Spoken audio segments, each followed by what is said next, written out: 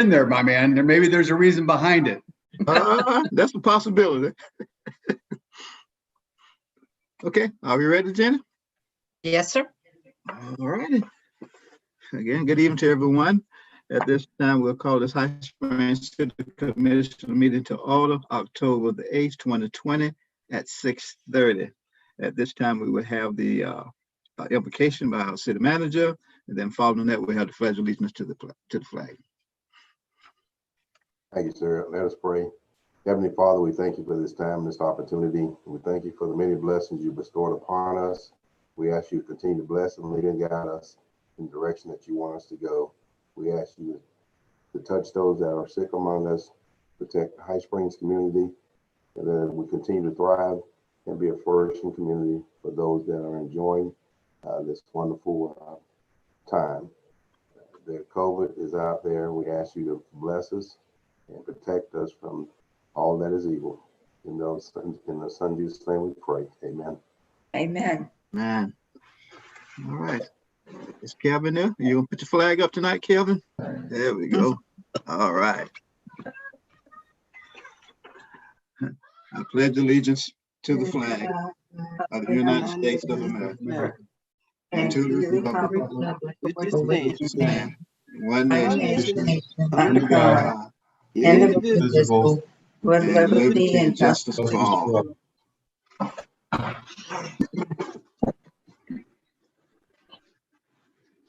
Thank you.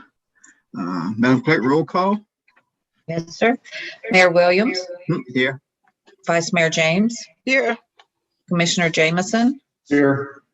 Commissioner Jones. Here. Commissioner Lavin. Here. All right. Thank you, ma'am. Before we move on for the approval of the agenda, we have some corrections that we need to make. We're going to revise item number 6. It said consider the subdivision improvement, but we're going to revise it to the subdivision improvement to review the subdivision improvement. That's number 6. Instead of considering it, we will review it tonight. That's item number 6. I don't know if y'all got, you sent emails, Jenny? Yes, sir. Okay. And we'll add number 8 to consider the approval of the bargaining agreement for 2020 through 2023. Mm-hmm. What's number 7? Do you have a new or old agenda? It must be old then.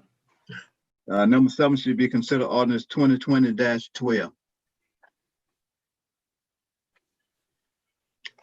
I'll make a motion to approve the agenda as revised with revising item 6 and adding item 8. Second. Okay, we've got a motion and a second. Any other questions or comments? Hearing none, all in favor, let it be known by saying aye. Aye. All disapprove, same sign. Okay, motion carries. All right, at this time, we'll entertain a motion for the approval of the minutes for September the 21st, 2020 commission meeting.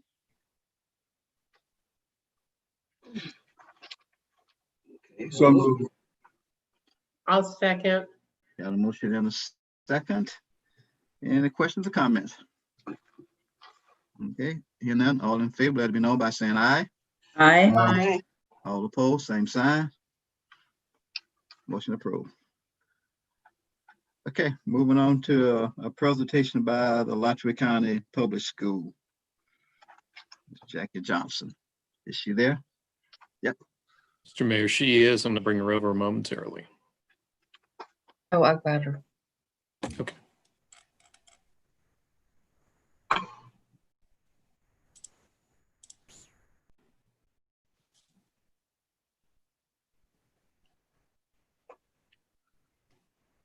Mr. Mayor, she's run over. Ms. Johnson, if you want to unmute yourself and turn your camera on, you can join the commission.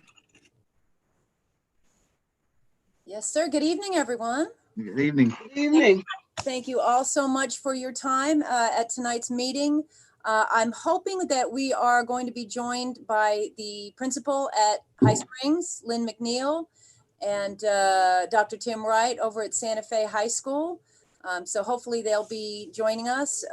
But I did want to share some information with you about a topic that is going to be of critical importance to this school district, certainly over the next 4 years, and probably the impact will be felt much longer than that, and that is the 1 mil for schools. The 1 mil was first approved by voters in 2008, and of course, that's when we were going through the recession. And at the time, the school district had already been forced to cut our elementary art and music programs in half. We'd already lost media specialists, and we were facing the possibility of some other very significant cuts when the school board at the time decided to ask voters to support the 1 mil for schools so we could bring those programs back and maintain them even in light of our dire financial situation. That effort was successful. And since then, we've been able to hold on to the kinds of programs that a lot of school districts across the state of Florida and across the country have lost, or at least have not been able to bring back to full strength. The district right now is facing an even more significant financial crisis than we were during the recession. And so I just have some information I would like to share with you. And I wasn't sure who has the PowerPoint. We do have a PowerPoint to share with you. Yes, ma'am, you can share it.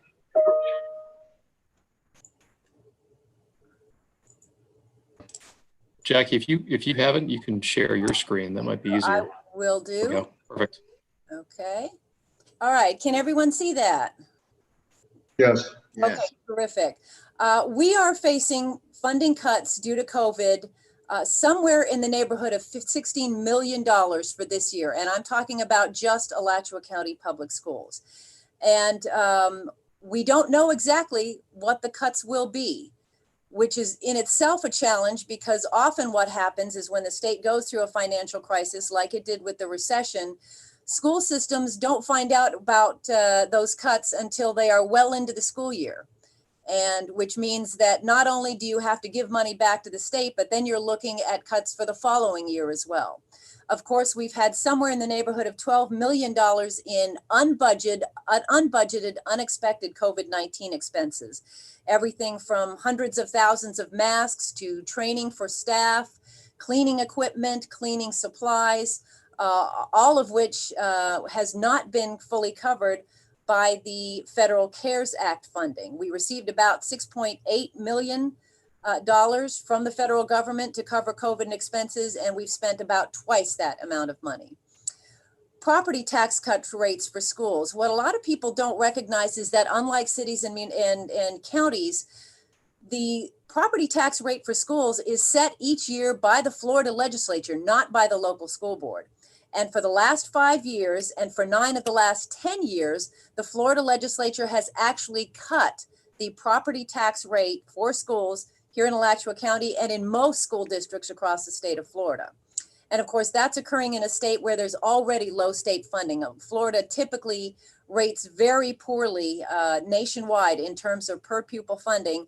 And that situation got worse after the Great Recession. So for example, if you take a look at our per pupil funding since 2007, 2008, compared to this year, we've only seen a 33% increase in per student funding since just before the recession. But of course, in that time, we are faced with many unfunded and underfunded state mandates. So for example, the state has many rules governing who we have to transport to school, but only reimburses us for about 40% of those costs. The Marjorie Stoneman Douglas Safety and Security Act had many requirements for school systems, but the amount of money that the state provided to meet those requirements was nowhere near the actual costs. Like you, we are facing higher costs for everything from insurance to retirement contributions. As you know, we have low property values here in Alachua County, and much of the property here in Alachua County is actually off the property tax rolls. Many times we're asked, what happened to the lottery? That money was supposed to supplement what you're able to provide in the schools. Of course, that didn't end up happening. What the legislature gave with one hand, it took away with another. So they just simply replaced general funding money with lottery dollars. And on top of that, the vast majority of lottery funding that they do provide actually goes to colleges and universities in the form of Bright Future Scholarships. Now, don't get me wrong, the Bright Future Scholarships is a wonderful program, but none of that money comes to K-12 education. And so this year, and in many years in the past, we've gotten little or no discretionary lottery funding, and this is one of those 0 years. And then, of course, the state does divert a lot of funding to charters and private schools. So I mentioned the $6.8 million that we received in CARES Act funding. The 0.8, all of that had to go to private and charter schools in our area. The 1 mil was first approved by voters again in 2008, and under state law, it has to be renewed by voters every 4 years. So it was renewed again in 2012 and then again in 2016. As you know, 1 mil is $1 for every $1,000 of the taxable value of a property. Last year, the 1 mil raised about $17 million in revenues for the school system, and all of the expenditures are reviewed by an independent citizens oversight committee to make sure that the money is spent in the way that voters intended and what is laid out on the ballot language. The 1 mil costs the average Alachua County homeowner less than $7 a month. But because the 1 mil ballot item this year is a renewal, it is not a new tax. It will not increase anybody's school property taxes. And in fact, property owners in Alachua County will actually be paying less in school property taxes this year than they were last year, even with the renewal of the 1 mil. And again, that's because this year, the legislature, as it has done many times in the past, actually lowered our overall school property tax rate. And of course, because this is a property tax, people who don't own property don't pay the 1 mil. So here's the ballot language. And of course, I'll be sharing with you a website where you can see much more detailed information about that. I also provided a handout that has information about the 1 mil in general, and it's got specific information about how the 1 mil affects schools that serve High Springs students. So you can see there that it covers things like, it guarantees fundings for things like school nurses, and I'll talk about that in just a little bit, music, art, drama, school library programs, counseling, band and chorus programs, career technical programs, classroom technology, and again, with the oversight by an independent citizens committee. So let's talk a little bit, drill down a little bit into what the 1 mil means for the schools serving children in High Springs. Total 1 mil spending in the schools that served High Springs in 2019-20, so the last school year, was above $814,000. In High Springs Community School this year, the 1 mil is currently helping to fund the salaries of 6 teachers, including the guidance counselor, media specialists, art and music teachers, and the band and chorus teacher. And it also funded the 112 laptops and hotspots that have been distributed so far to families from High Springs Community School this year for those who are participating in online schooling. At Santa Fe High School, the 1 mil helps fund the salaries of 9 teachers, and that includes guidance counselors, media specialists, technology coordinator, band and chorus teacher, and career tech teachers. And it funded 115 laptops and hotspots that were distributed to Santa Fe High School families this year. The 1 mil is essentially the sole source of funding for technology in our schools. That includes desktop computers, laptops, hotspots with internet access, all of those internet projectors that you see in our classrooms, district-wide Hi-Fi, instructional software, and up-to-date computer labs in every school, and just in your area. So for example, in the last 3 years, the 1 mil has purchased more than 200 desktop computers for High Springs Community School, and last year funded 67 projectors. At Santa Fe High School in the last 3 years, the 1 mil has paid for 260 desktop computers, 62 projectors that were updated last year. And of course, again, as I mentioned, all of those laptops and hotspots that were given out at the beginning of this school year. So obviously the 1 mil is absolutely critical for us to maintain, purchase, and refresh all of the technology that we currently have in our schools. And then there's the issue of school nurses. When we first went to voters to ask them to support the 1 mil, we were looking at the very distinct possibility that we were going to lose the combination of federal and state funding that pays for a school nurse in every one of our schools. And I will tell you, that's not something that you see in most school districts in the state of Florida or really around the country.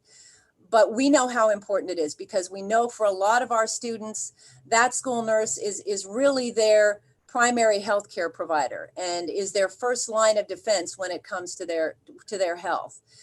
And of course, nowadays it is more important than ever. All of our school nurses have actually been trained and are conducting COVID testing for students who come into school and are presenting with symptoms. So, and they are helping coordinate the testing that happens for students and staff who may have a significant contact with somebody who has tested positive. So now more than ever, having our nurses in our schools is absolutely critical. But at any time, the federal and the state funding that is used to pay for those nurses could be pulled. And that is even more likely when there is a financial crisis like the one we're in right now.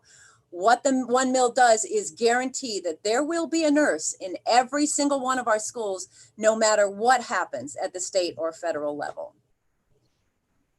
And I just want to close out by sharing some sites where you can get more information about the 1 mil.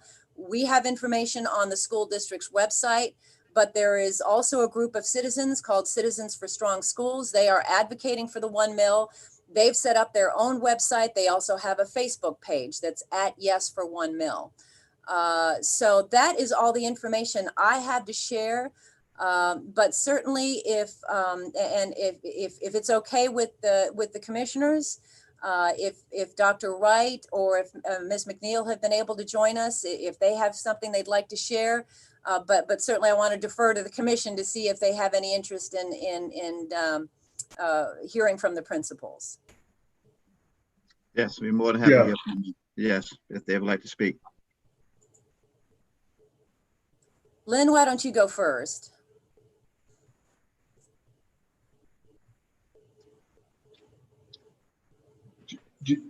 Janet, All right, there.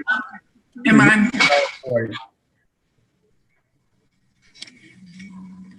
Am I unmuted at this time? Yes, we hear you. Okay, thank you, Mayor Williams.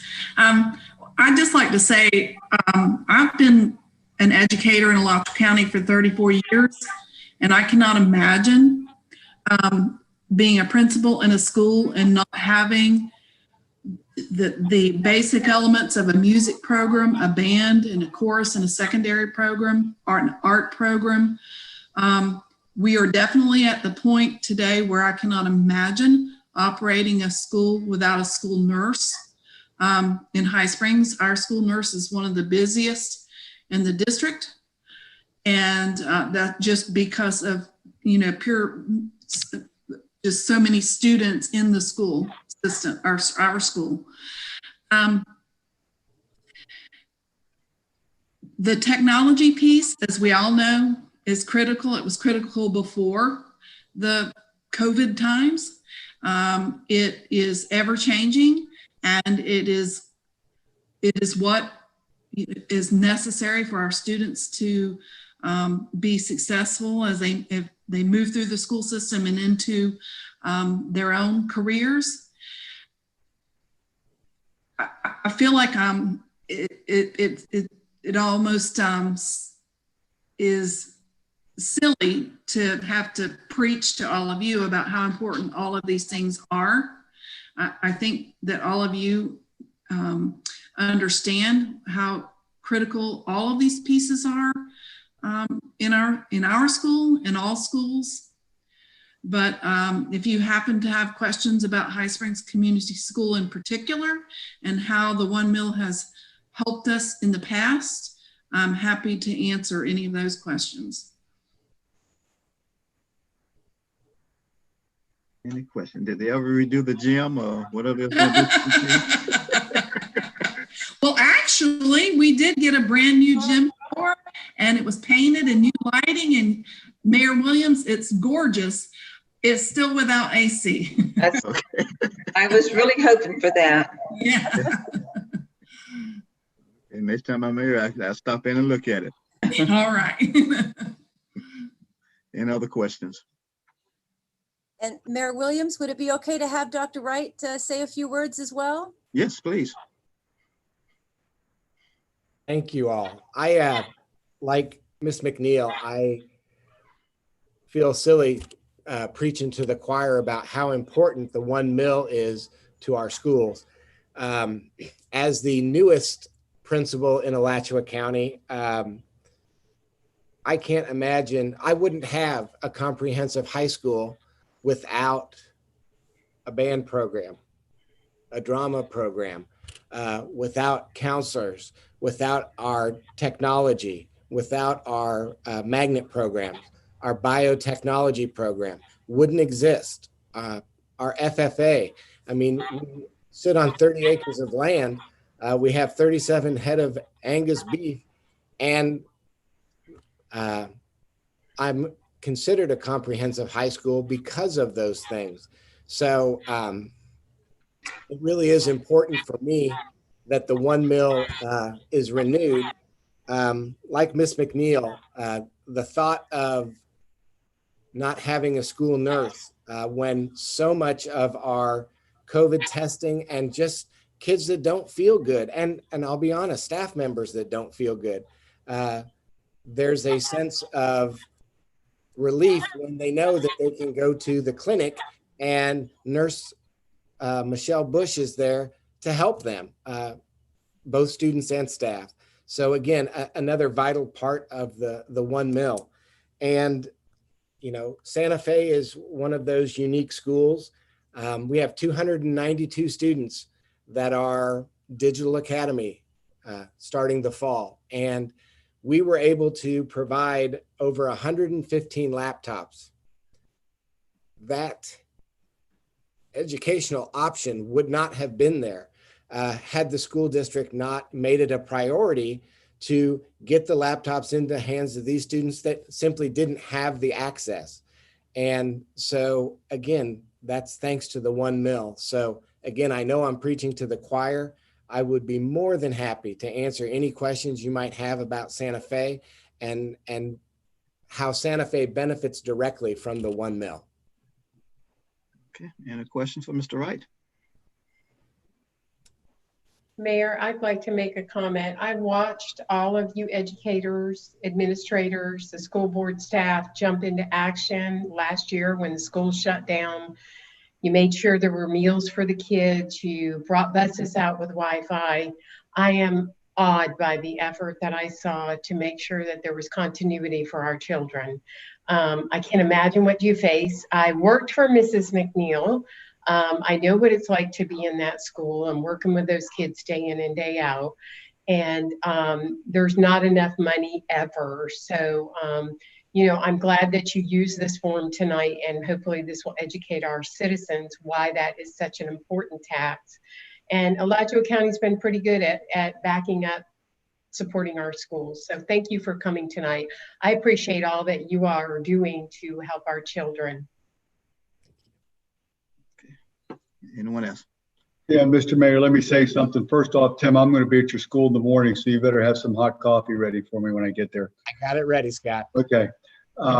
I think the one thing that needs to be mentioned when we talk about this, obviously, and I've got grandkids who are going to the school system now, and maybe you got somebody out there wondering, what is it for me? I don't have any kids who go. We moved to High Springs when we did back in 2005 because of the schools. So it is extremely important that and people understand the value of what a high level school brings to the community, if nothing more from a dollar standpoint and property value, because people move where the schools are at. And so it goes without saying that the 1 mil is needed to provide all the things that Ms. Johnson's talked about. But from a community-based thing, it's more than just the kids coming to school and leaving. It's the impact that it has complete on the community as a whole across the board. So it's absolutely a necessity simply because we want our kids to learn, but we also want to make sure that our community also still grows and is what we moved here for. So I appreciate Tim, Lynn, I appreciate you all being here tonight. Thank you. And we'll talk to both of you soon, I'm sure. Absolutely. Anyone else? All right, and that, I want to say thank you also for joining us on tonight, and thank you for the job that you're doing for our young people in the area. So, and education is so important. I preach that from the rooftop. Education is so important. So important. It's the foundation. And Ms. Neal, we don't met on several occasions. But Mr. Wright, I never met you before.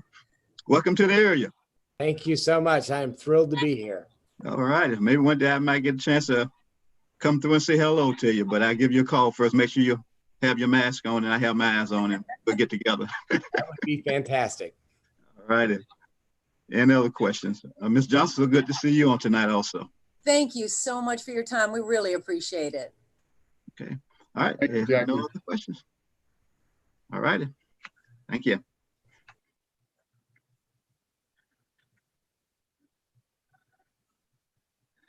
All right, so at this time we have the presentation from Brandon Shortley. Is he there, Kevin? He's there. From Lafayette County Healthcare. We have a lot of attendees on. I so see, man. That's the most we ever had.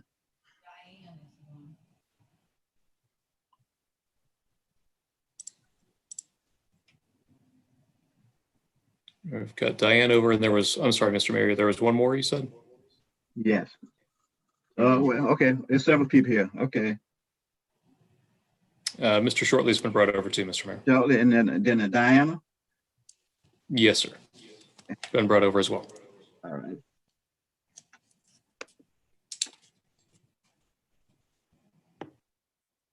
Hello. Can you all hear me? Yes.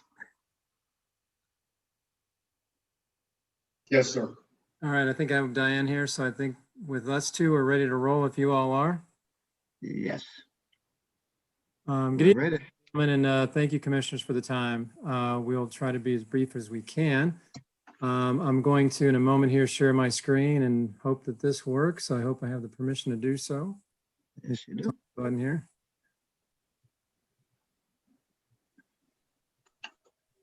All right, is everybody able to see the Healthcare for Florida, City of High Springs? Yes. Yes. Okay, thank you. Hey man, how you doing? Good, how are you? All righty. All right, so we thank you again for your time, and our purpose here tonight is to try to be as informative as we can, and also help, if we can, in entertainment of a resolution, if you may feel it's warranted, and we hope you do, to support the Medicaid expansion. And I know there are a lot of myths. We're also here to try to clear up some misinformation and to also try to show you that the net gain financially and health-wise is of benefit to our county and the state as a whole. So I'm going to move on through the slides if I could. This will be involved with a campaign, of course, to pass legislation to expand Medicaid in the 2021 session, as you can see from the slide. We're trying to educate as many forms as we can get to. We're trying, as I just mentioned, to take away some myths that have been propagated in the past years. And also, of course, these will be in the form of bills that are submitted in Senate and House if we are successful to see a better future for our state. And we'll show you a few slides to try to make that case.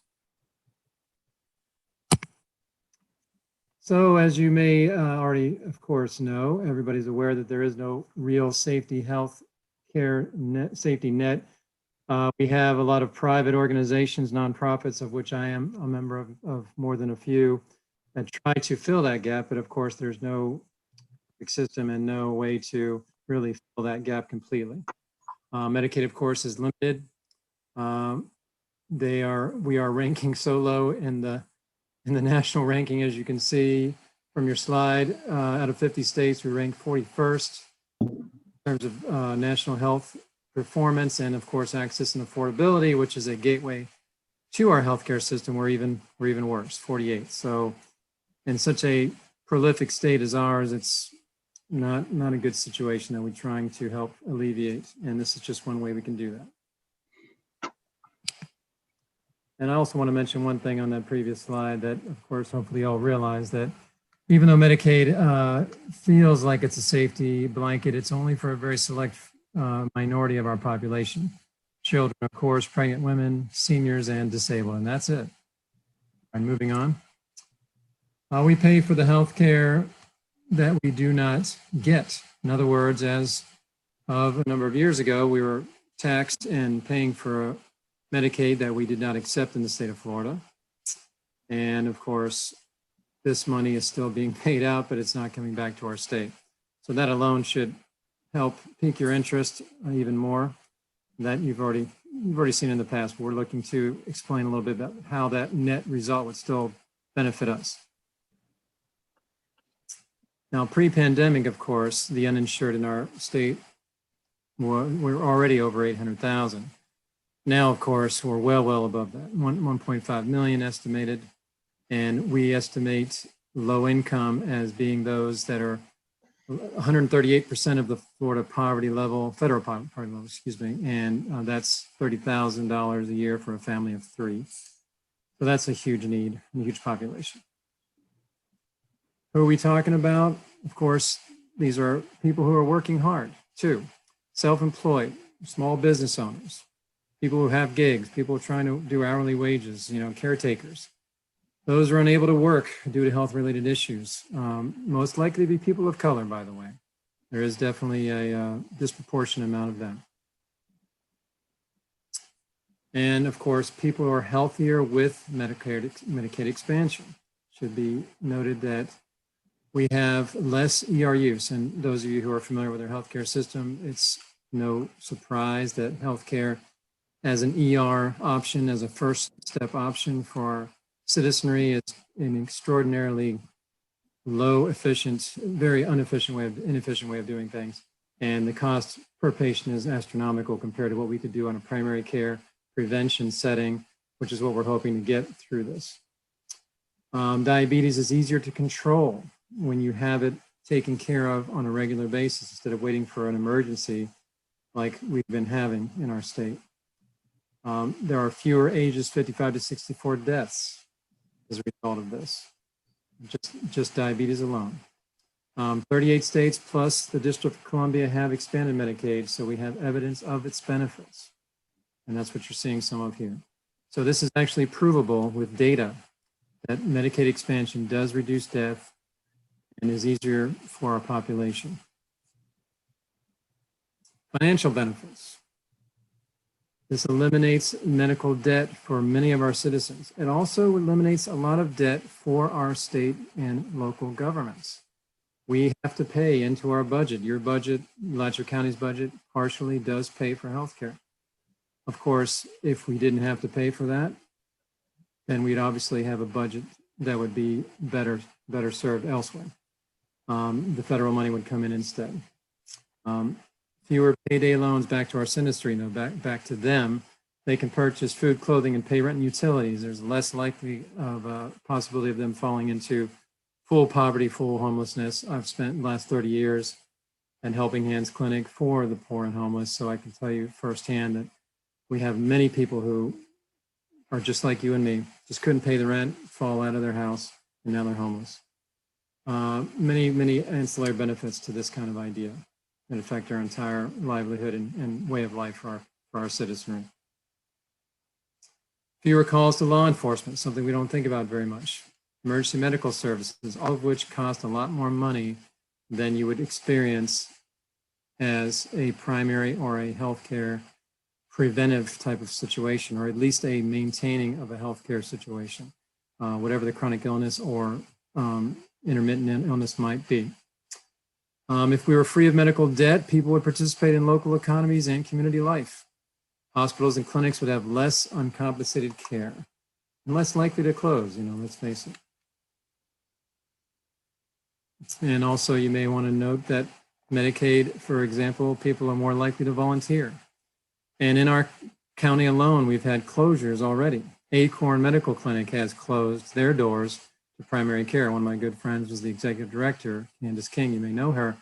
It's just a heartbreaking thing that they've been in business for more decades than even Helping Hands, and they had to close to primary care now, officially. All they do now is dental care. So Medix reduces the need for state tax dollars. Medicaid will decrease state revenue spent on healthcare. There are 2 different studies done, and they have proven that this reduces the state expenses by $200 million in the first year alone. Another study proves that it reduces state expenses projected. Now, this was projected by $385 million first 5 years. So there is financial proof now also, not just for the individual citizen, but for the state and the local governments, that there is a cost savings. Originally, it was thought that the expansion of our services to accommodate this would not be beneficial to us financially. That may be a myth that hopefully we can help dispel tonight. This is an infusion of billions of dollars, 14.3 billion federal dollars in the first 5 years, our tax dollars distributed throughout our state instead of not reappearing in our budgets, but just being paid out. Okay, and then of course, regular Medicaid match is 40% of the state. Our medical expansion match is 10%. So this eliminates the state spending on healthcare, essentially.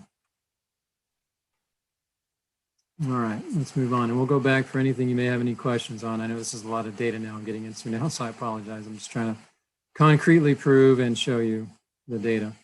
Benefits to Alachua County. Let's get more closer to home here. More than 10,000 adults would gain comprehensive health insurance in our county. This would save in our county $3.9 million local tax dollars. Improves the health of our residents who, compared to other counties, of course, need more hospital care. They experience low birth weight. There are shocking racial disparities, which we can be happy to show you data on that if you want to get into more of the digging down on this kind of thing. But it definitely has been shown with data, huge racial disparities. In addition to state spending money, the county spend dollars. They spend $7 million. So we would save $3.9 million. Okay, then we get to COVID. This is even before we even talk about COVID. Testing and treatment, outpatient treatment. Not all hospitals are paying for this. The federal money to pay for testing of uninsured, but not for Florida. They haven't accepted this money. So the citizens pay. And it's very risky for our people, the lingering effect. We're now just proving with later studies that have just been coming out in recent months that there is permanent liver damage, organ damage. So this is not going to go away, even with the vaccine.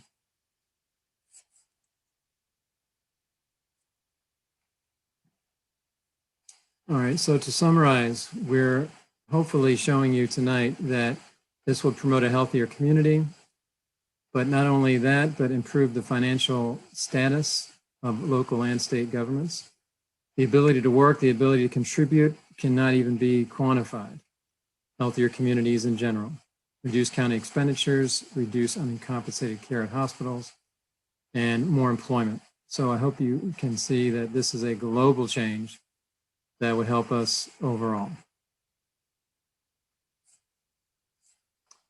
And of course, this is the bottom line. We need health care for Florida. We're trying to get the word out to our residents. And we have included in your packet a copy of the resolution that we would implore you to hopefully support, to consider.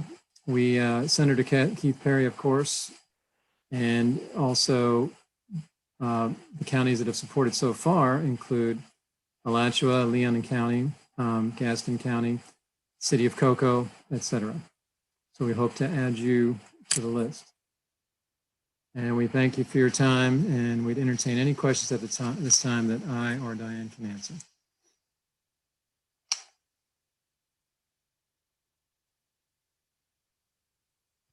Okay, thank you. Any questions? Lack of screen sharing here. I just want to thank him for the information. It was extremely well done. Thank you. Learned some things. Yes, Thank indeed. you, Diane. I give most of the credit for that. Have any questions about the information that we presented, that Brendan presented?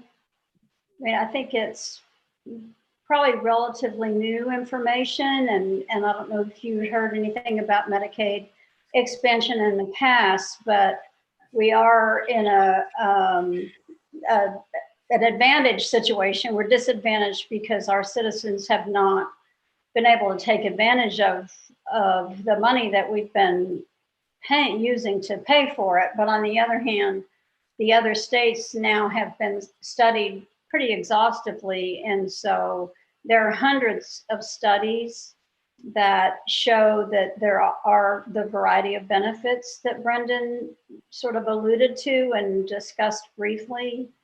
And so we really feel like we're in a good position to feel like we really need to do this. I mean, we have the health benefits that we would accrue, and the handout, the summary handout that you got has a bulleted list of a little bit more detail about the benefits. It also shows the disparities that we have here in Alachua County.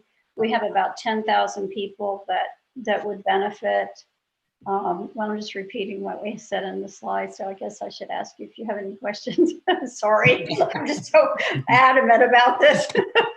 There's been so much misinformation that it just, you know, the reality of it is just so compelling that I just get all wrapped up in it. Yeah, even though Diana and I are singing the duet right now, we hope you can join us and make a chorus out of this. Oh my. You've done an excellent job, and I know you care, both of you. It's obvious that you are really doing your best to help these people who don't have insurance.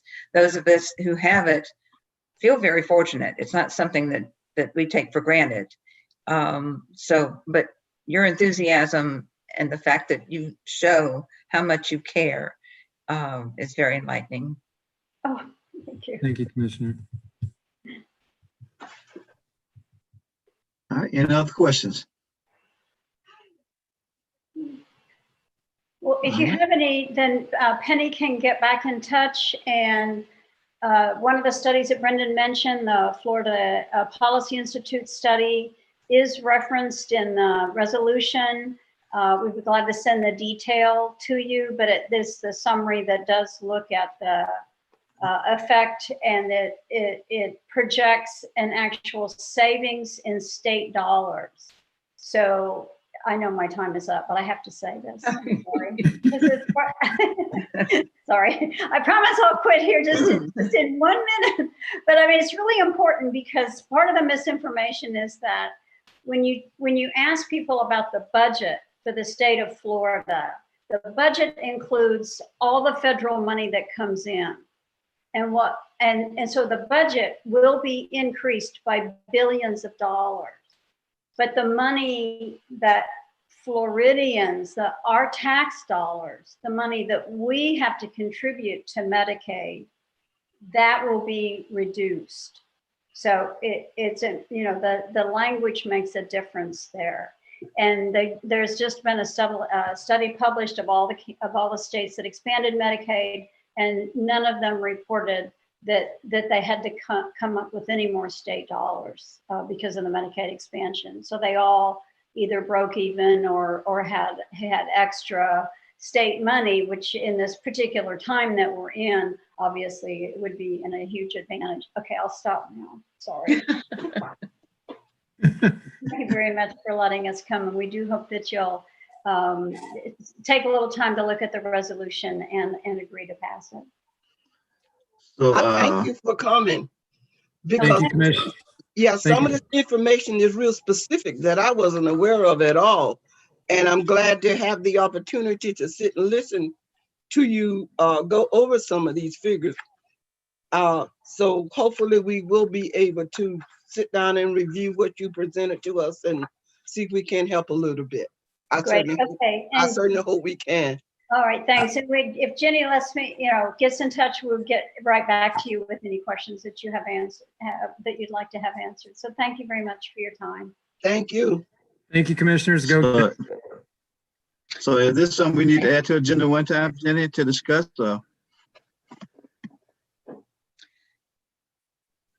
Oh, We can add the resolution to a future agenda for consideration. Okay. Very good. okay. So that's, I guess, all commission in agreement with that? I Yes. know, not voting, Yes. but just a consensus. Okay. All righty. Moving to citizen requests and comments for issues not on the agenda. Please state your name for the record and limit your comments to 5 minutes. Is there anyone out Mr. there? Mayor, if there's anyone who would like to speak that's not on the agenda, please use the raise your hand function within Zoom and we'll bring you over to speak to the commission. You may do so now.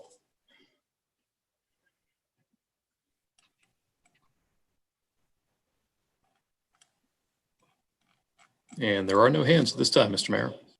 Okay. All right. So we're moving on to item number 1 to consider consider ordinance 2020-11. Mr. Mayor, I will read this by title only. This is ordinance number 2020-11, an ordinance of the City of High Springs, Florida, amending the official zoning map of the City of High. We lost Can hear you, Scott. Scott.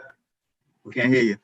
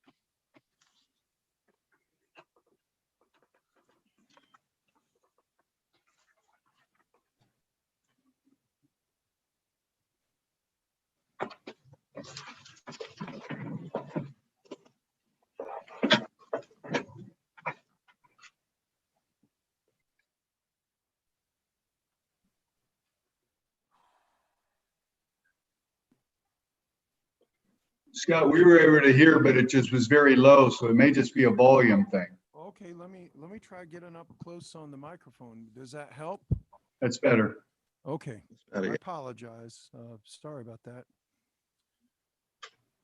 I'm trying to think if there's anything else I can do with the equipment to fix it, but I'll just try to get real close to the microphone. Is this okay now?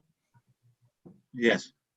Okay, Mr. Mayor, this is ordinance number 2020-11, an ordinance of the City of High Springs, Florida, amending the official zoning map of the City of High Springs Land Development Code as amended, relating to the rezoning of 10 or more contiguous acres of land pursuant to an application Z20-04 by the property owner of said acreage, providing for rezoning from R1A residential to R3 residential of certain lands within the corporate limits of the City of High Springs, Florida, repealing all ordinances in conflict, providing for severability, and providing an effective date. The appropriate motion is to pass ordinance 2020-11 as read by title only, and that'll place the matter on the floor, Mr. Mayor. All right, thank you. Yes, sir. So at this time, discussion and consideration of the passage of ordinance 2020-11 on the first reading. Mayor Williams? Yes. It's ironic, but with the school system coming to us today about the 1 mil on the ballot, do we need to be concerned about concurrency, about having enough room for people who move into this property? This still has to go. We don't have a subdivision before us. All we have is a zoning change. This has to still go through the whole process for school concurrency, traffic studies, everything else. So this is all just preliminary stuff for a zoning change, which is the same as the subdivision next to it, which is Bailey Estates. I have a question though. Yes, it's the same as Bailey Estates next to it, but the other subdivisions that back up to it are large acre parcels. They're asking to go from R1A, which is maximum of 2 units per acre with city utilities to R3, which is 4 units per acre, and that's gross acres. So those lots end up being like in Bailey Estates where they're 0.18 acre. They're not even a quarter acre because it takes into all the public lands and the drainage easements, et cetera, et cetera. So I know there's some residents in the other development that are not in favor of this based on those contiguous neighborhoods. So I just have some questions about that. I don't think from talking with staff and looking at this that there's going to be much of a difference between what the R1A is, if you will, with the density versus what's currently in Bailey Estates. Yes, you're right. There's no whole underlying with the LDC and lot sizes and things that change. And if you look at the letter from the Planning Council, it could potentially result in 358 residential units. They're not going to get 358 residential units. They're still got to have soil samples to get density. We still got roads. We still got plats. We don't even, like I said, we don't really have a subdivision in front of us. This is just a zoning change they would like to make. And they still have to go through that whole process with their subdivision if that's the direction they choose to go. But this plays into the additional units that we keep changing the zoning. And we had a wastewater and water workshop the other night. And it just is very conflicting to me that we're looking at making this so that you can put 358 homes on this piece of property. Yeah, but I think it's premature to make the assumption that they're going to put 358 homes on there when it's just a zoning change. We don't have a subdivision here. We have a zoning change so they can actually come back to the commission and come back to the plan board with the idea and concept.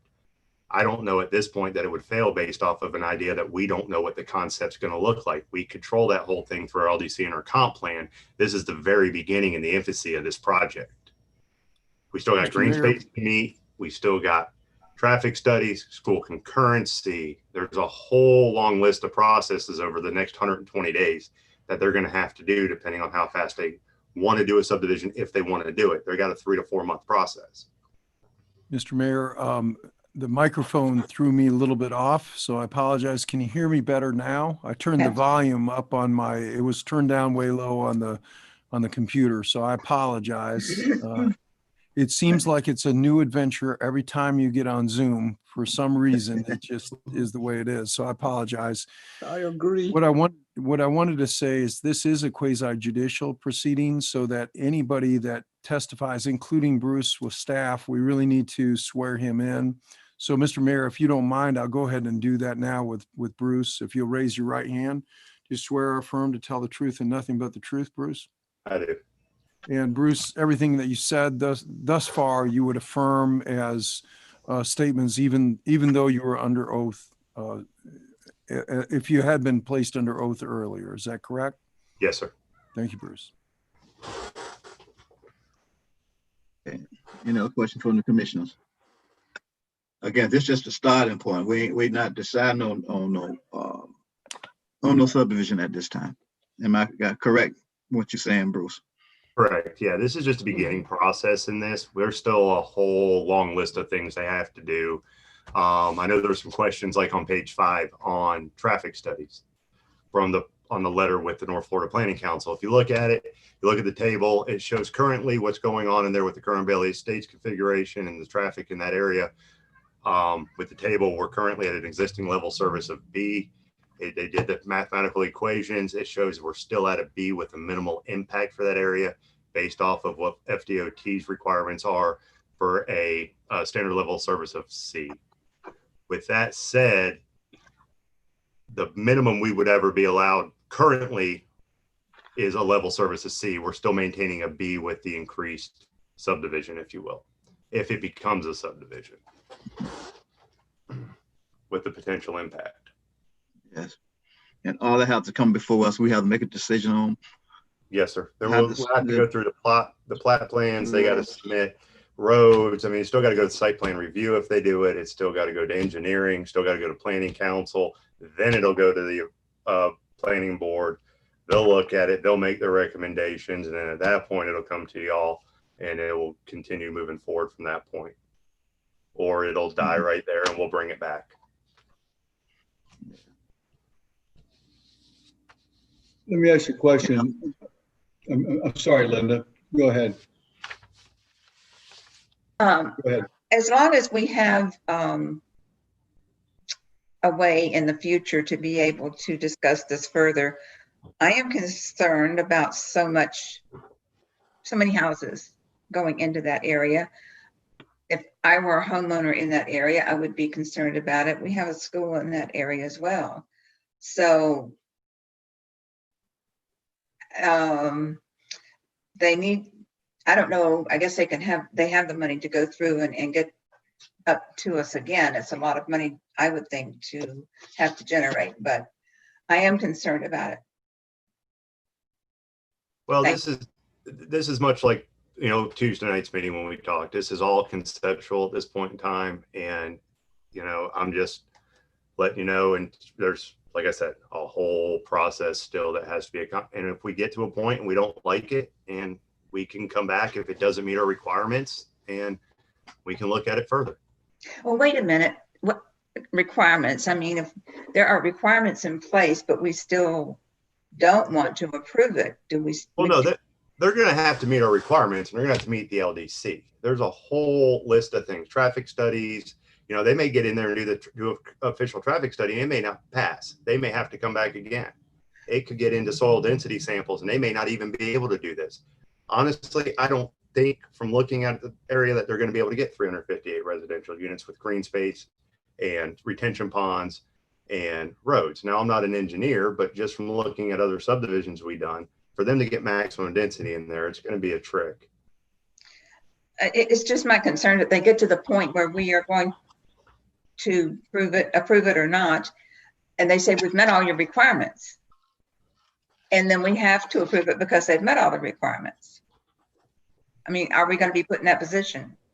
It's a possibility. I mean, we're in that position right now. They meet the requirements for R3 zoning. So if you want to put that logic into it, they meet the requirements per our comp plan and per LDC. So it's not spot zoning. It's already neighboring an R3 subdivision. It meets the requirements. So that's where we're at. And that's even the planning council has said it meets the requirements. I tell you what, I know there's some people here to talk. I'd like to hear them because I mean, I've got an opinion right now, but I'd like to hear what they're saying, because to one extent it almost seems like we're putting the cart before the horse. And I hear you, Bruce. I would agree with you. But let me just say this, and then they can refute and tell me I'm wrong, and I'm just talking on my deal. Why am I trying to get R3 if my plan isn't to put that many homes in there? It makes no sense to me to ask for a zoning change if I'm not going to do that. So I would like to hear from, I know there's some individuals here, I'd just like to hear from them for their opinion. We're gonna get that. So any other commissioners have anything before we go to the yes, public? I do. I was thinking along the same lines that Scott is. Looks like you're doing this thing backwards, because if I change this now as your request, am I telling you that further on down the line, if you meet all these requirements, then I'm going to end up having to give you what you want? Is that what I'm hearing? Not necessarily. I mean, they have to comply to our code. They have to comply to our comp plan. They have to comply to our LDC. Right, I got that part. There's all kinds of restrictions that they're going to have to go through. The reason you would go from like R1A to an R3 would be able to maximize your density within your acreage. Okay. So that's the thought process behind it. So they're not restricted by the R1A, which doesn't mean they're going to be able to build 4 homes per acre. You know, they could end up only, once we get the roads, green space, look at everything else, they may end up with 2.5 homes per acre. But if they're in the R1A, it restricts the amount of lots they can go into. So that's why they're seeking the R3. You know, they're not able to go to an R2 zoning because there's nothing around them that would allow them to go to R2. So it's either what they're currently in or go to R3 because they're surrounding properties that are currently R3. I know there's a gentleman that wants to speak on it. I'd like to hear. Okay, we getting there. We're gonna get there because okay. before we even allow them to, Scott gonna have to swear everyone in. I don't know how we're gonna do it, Scott, but everyone got to be sweared in. And I just want to announce to all the people that's speaking on tonight, you only have 3 minutes to speak on this subject, only 3 minutes. So Scott and Kevin, I'm gonna let y'all figure out how we're gonna do this one. And Mr. Mayor, Mr. what Mayor. I'll do, I'll go ahead and swear each person in individually as soon as Kevin brings it in. Okay. Yeah, Mr. Mayor, if anyone that is part of the application process would like to speak and make a presentation, please raise your hand. We'll bring you over one at a time. The attorney will swear you in and we can go from there.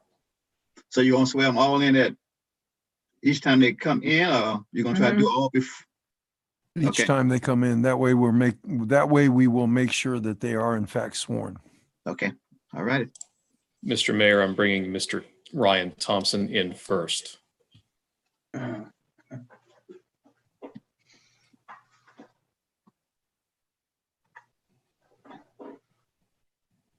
And he's brought in.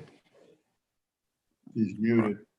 Okay. Ryan, if you would please raise your right hand and state your name. Ryan Thompson. Ryan, do you swear or affirm to tell the truth and nothing but the truth, sir? I do. Mr. Mayor, Ryan is sworn in. Yes, sir. You got the floor. Good evening, Mr. Mayor and Commissioners. I appreciate your discussion and perspective on this rezoning application. I have a brief presentation that hopefully will clarify a lot of things. And if you would allow me to share my screen.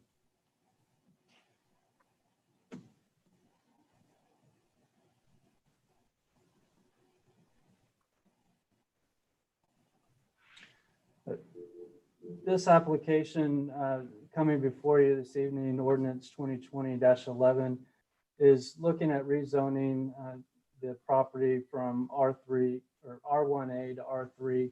And the intent is really for a reduced lot size. Currently, the lot size is 15,000 square feet. By comparison, the Bailey Estates is 10,000 square feet. And to be consistent with the Bailey Estates subdivision, and a rezoning is necessary. There is no change to the future land use, and that really is what is setting the density on the property that allows the 4 dwelling units per acre.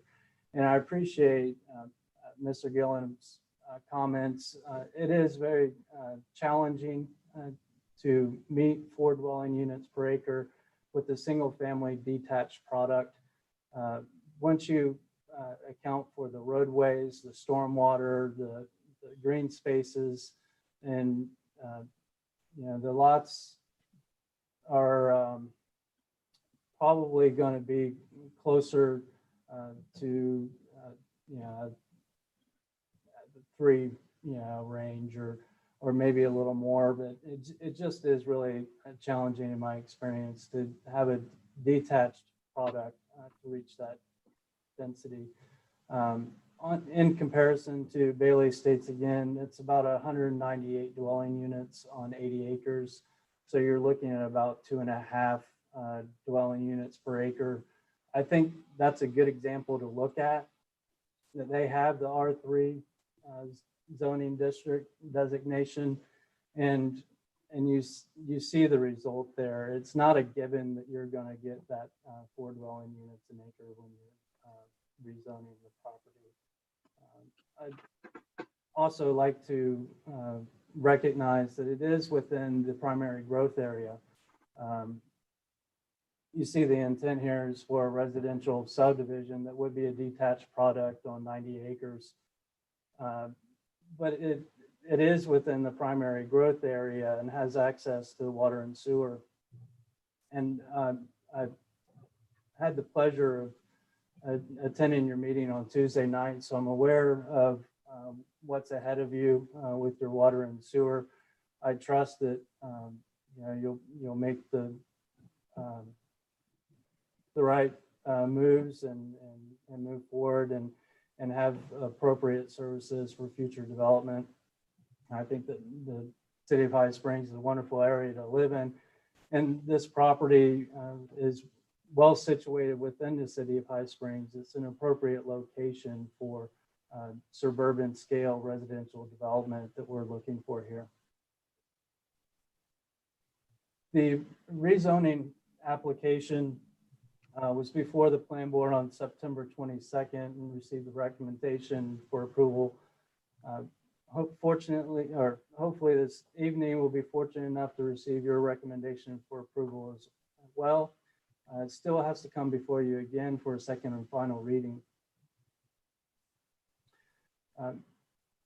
If we're successful, then we'll move on to the site analysis. This is where we'll look at the geotech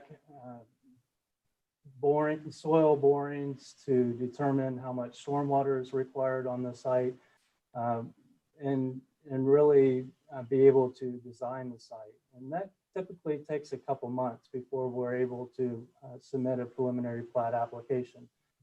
That application will come before both the plan board and you. So you will have another opportunity to review this.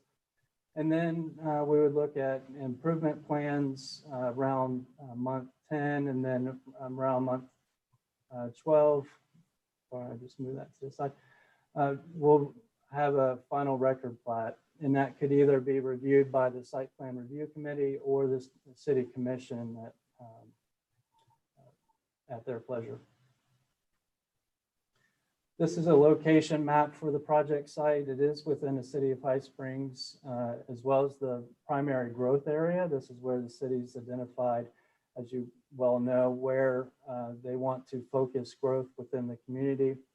The frontage access is on 190th Avenue, pardon me, and has access to 441 via either 230th Street or 202nd Street. And this outlines Bailey Estates. It's immediately adjacent to the left. The site also has access to public water and sewer. There are two stub outs that were designed into Bailey Estates with the intent to connect to the adjacent property, indicating kind of foreshadowing future development on the property. The site also has access to 190th, so those will be kind of the primary connections there. And the development intent is similar to Bailey Estates. The future land use is residential suburban. Again, that's what really sets the maximum density on the property. And we're not looking to change that at all. We're not looking to change the future land use designation or the maximum density on the property. Here, looking at the land development code, or pardon me, the future land use element for the comprehensive plan. This is information on the residential suburban future land use, pardon me. Recognizes areas appropriate for suburban development, which is what we're looking at. It's well suited for residential uses. Again, the density range is 1 to 4 dwelling units per acre. That is established by the future land use designation, and both R1A and R3 zoning districts implement the residential future land use. The current zoning on the property, again, is R1A, intended for single family residents served by public water and central sewer with the minimum lot size of 15,000 square feet. And that's really the purpose of being here this evening. We're looking for a smaller lot size. Again, by comparison, Bailey Estates is 10,000. So 2/3 of what we would be able to achieve with the R1A zoning district. R3 is still intended to be served by public water and central sewer. It's intended for detached residential. Multifamily is not a permitted use within the zoning district.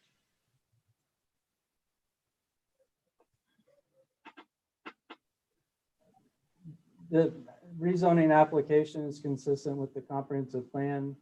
Here's a map of the community form, which shows the property within the primary growth area. Sites adjacent to urban infrastructure and services. And I understand, there are challenges or effort to continue to be able to provide those services for the city. But I trust that you'll move forward with that diligently. And then the proposed R3 zoning district implements the underlying residential suburban future land use. And this application is also consistent with the land development code. Again, the R3 implements the residential suburban future land use. It's intended for single family detached residential where water and sewer are available in not more than 4 units per acre. This is the letter from the plan board supported and co-written by the Regional Planning Council that indicates that there are adequate services available, that the rezoning would not exceed the capacity for potable water, sanitary sewer, solid waste, recreation, road network, if the application were approved. And these determinations were based on the maximum development potential. And again, that will be challenging to achieve. The recommendation from the plan board on September 22nd was for approval, and I humbly request your recommendation this evening. I know there are questions, and I'm happy to answer any questions if I haven't covered them in this presentation.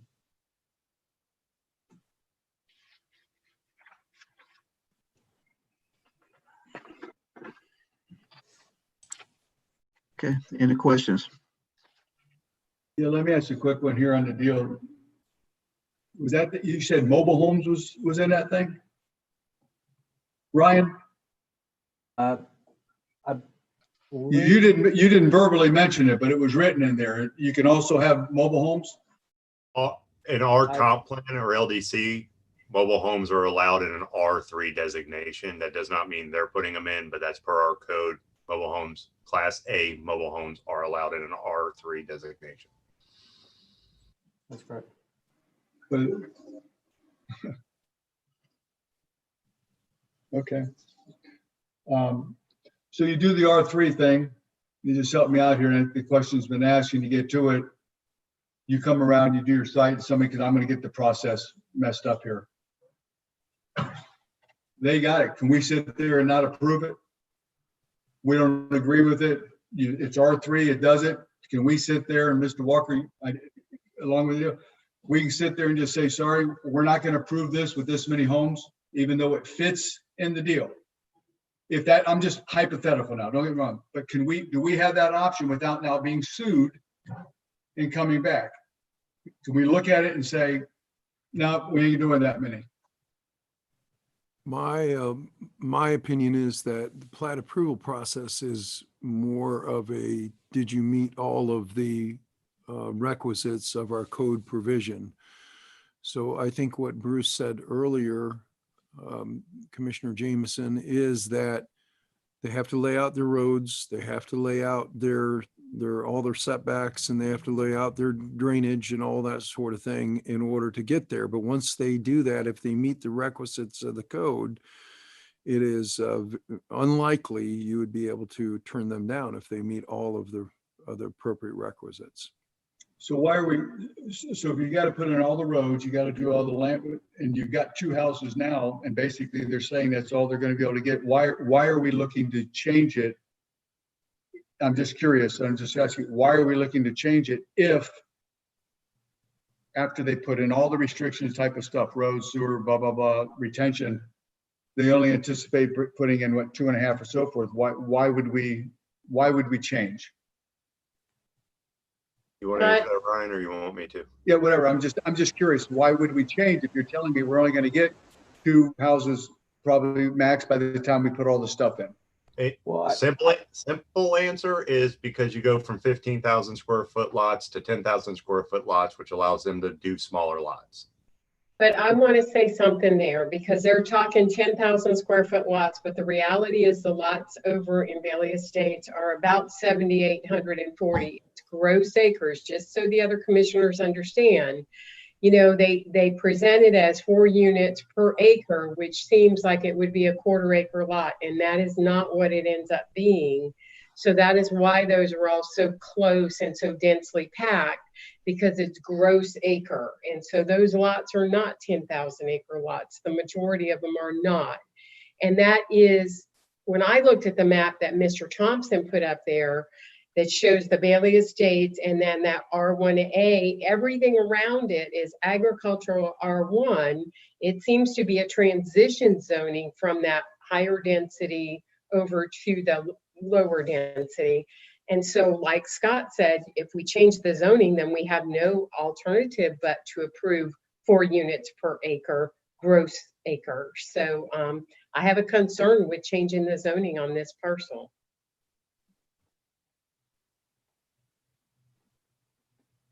Mr. Mayor, I agree. I think that's what my question was originally.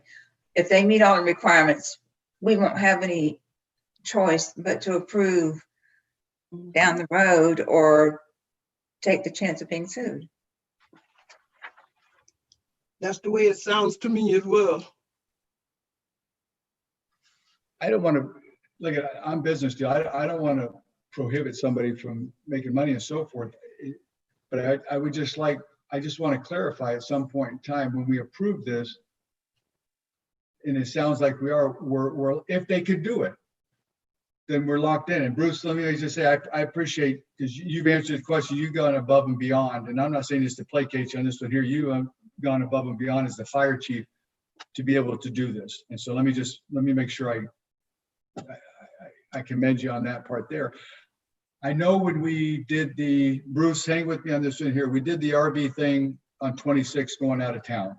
Yes, sir. And we did that, and I know this is not the same thing.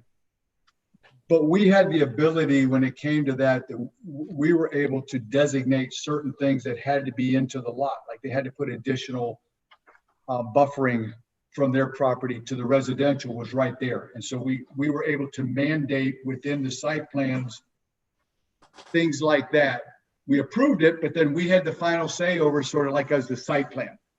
To where now you're going to have more space between the residential. If we go to this, and I think the mayor asked us initially, do we still have that overview that if they bring this thing in here, we can sit there and say, no, we want more, or are we stuck? Right. Bruce, I believe in that instance, that was a special exception that was we were dealing with. So we have more discretion in a special exception environment. You can create more restrictions or do you have more discretion in that scenario.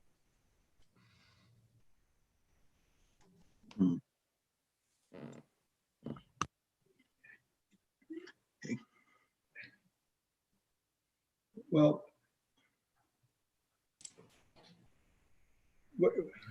could we hear from the other people that might be here? Exactly. Mr. I know Mayor, go ahead. We got a letter from someone via email who was against the rezoning, and there may be others out there who have opinions as well. Mr. Mayor, you have a representative from CHW that would like to speak. I can bring him over if you like, and the attorney can swear him in. All right, thank you.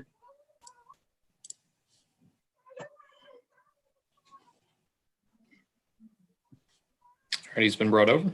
It's Craig from CHW.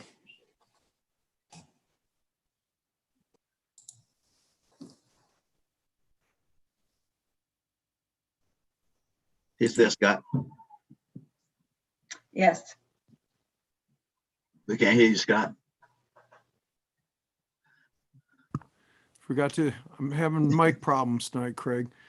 Yeah, if you would, state your full name for us, Craig, please.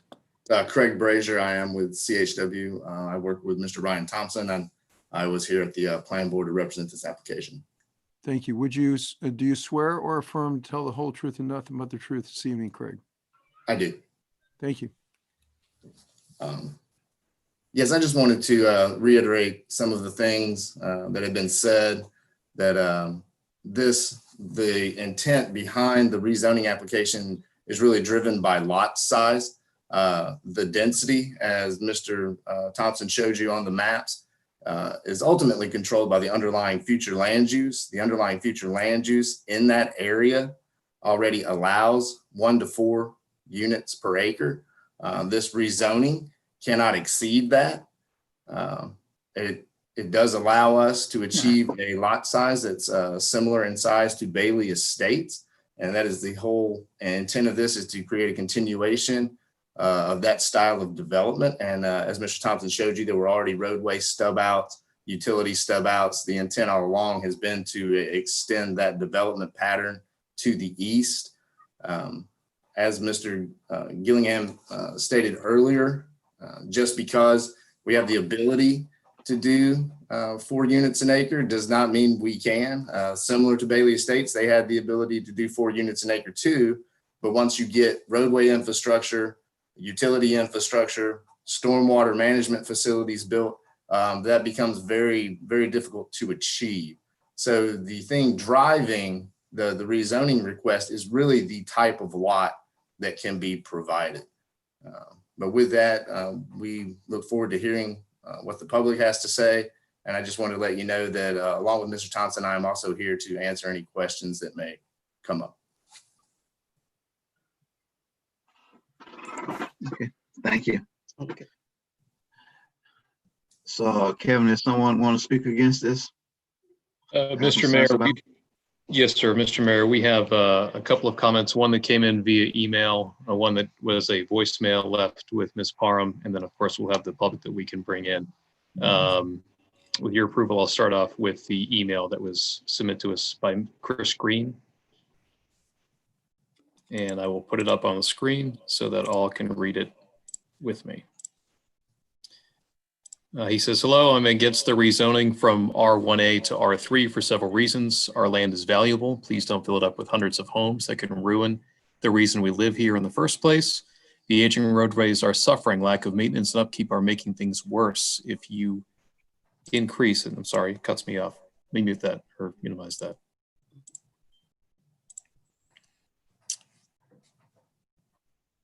Jenny sent us a copy of that email. Yes, ma'am. I'm doing it for the record. If you increase residences, that is more undue stress that will be neglected in the future. And number 3, yes, overcrowding is a strong possibility. He says, please don't pass this just so someone can make money. Thank you. That is from Chris Green.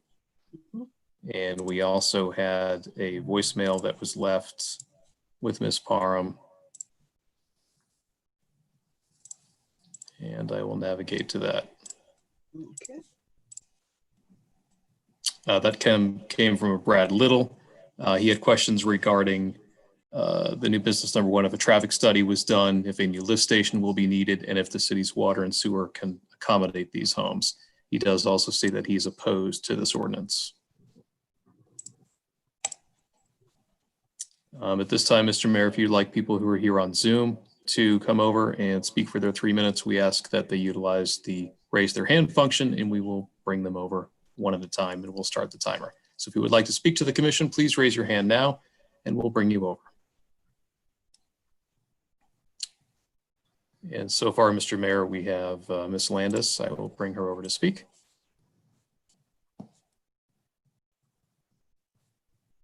You got a question, Jenny?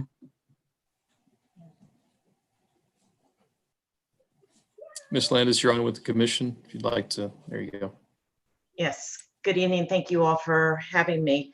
I was on the meeting the last time that we all met about the initial rezone, and I live in Bailey Estates, and we are, as a neighborhood, we have met numerous times, and all of us here are very much against this because of our roads, our infrastructure, the schools that we heard about earlier, that's so overcrowded now and just cannot take on anymore. This group, I'm sure, is a very nice group of people that are trying to build and, you know, continue their business. But Jack Londondo, who actually started Bailey Estates, he's this. And we've all had issues with Jack Londondo, from the city to the people that live here in the neighborhood. And we don't want to continue this. You know, building more homes, they are going to put as many homes as they possibly can into a small area. So if they can put 4 homes into an area, they will. We were promised when we moved in here, and I back right up to this property, that they were going to have 5-acre lots. They were going to have beautiful homes out here. That obviously has changed in Mr. Londondo's decisions of making money. And we're really, really against this. We all live in High Springs because we love the country feel and the country atmosphere. And if we put another 200 plus homes over here, that is going to take away from our country. 190th cannot handle this type of traffic. I don't know how putting these homes in would be supporting clean and healthy environments. The more people, yes, we're going to be making more tax dollars, but how is that going to be making improvements when we're just adding more traffic to our roads? You know, it's just going to cost us more in the long run. To erode a small town culture is to erode the culture of our nation. And we've got to have small towns. And we have other developments here in the area, Cinnamon Hills, that isn't built out. Let them go build there. Everything it needs it. We don't have to tear down more woods and destroy more of our beautiful trees. You know, every time we take down a tree, we're losing our oxygen, our CO2, things that we need for us to live, and we keep tearing this down. Where is it going to stop?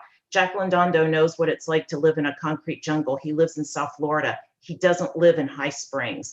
These people do not live in High Springs. We cannot let them come in and destroy a town. Thank you. Mr. Mayor, Jenny, did you swear Pam in by any chance? I had to take a bathroom break, so I apologize. No, I'm sorry, it's not. Okay, I'll swear her in right now, Mr. Mayor. Ms. Landis, if you would state your full name for us, please. Pamela Landis. And you swear or affirm that the testimony that you provided here this evening is true and correct to the best of your ability? I do. Okay, and everything that you just said, you affirm as to true and correctness. Is that correct? Yes, I do. And you're showing off your helicopter collection behind you, I see. And Bruce is one of my students. Okay. Thank you, Ms. Landis.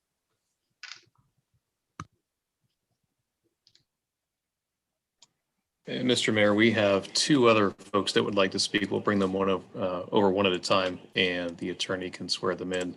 Mr. Gentry is going to be the next to be brought over.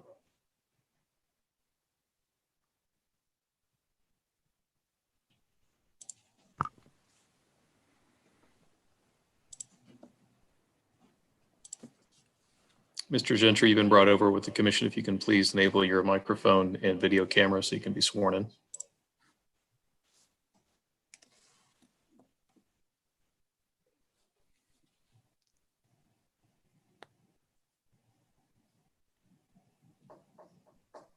Okay, good. Yes, sir. Mr. Gentry, if you raise your right hand, state your full name, please. Michael Gentry. Michael, do you swear or affirm to tell the whole truth and nothing but the truth this evening? I do. Mr. Mayor, he has been sworn. Well, thank you for listening to us. I actually live on the opposite side of this proposed development. And basically looking over the attachments to the agenda, the thing that really stood out at me was the traffic impact study. The traffic impact study seemed to only address the state highway 441 between the end of 230th and the city limits. It didn't take into account at all 190th Avenue or 230th or 202. If they want to look at that study, they can go at 7:30 in the morning over there and see the quarter-mile backup on 230th trying to get on to 441 in the morning.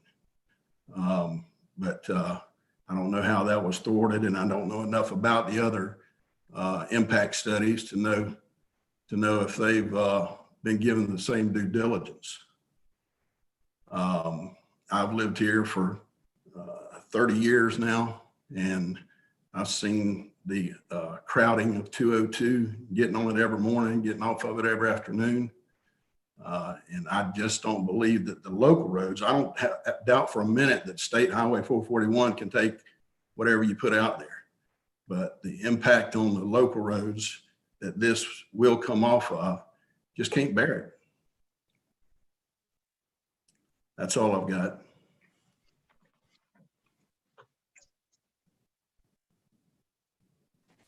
All right, Mr. Mayor, bring over Mr. Thomas now so he can be sworn in as well. Mr. Thomas, you can run over with the commission. Please turn on your your video camera and unmute yourself so you can be sworn in.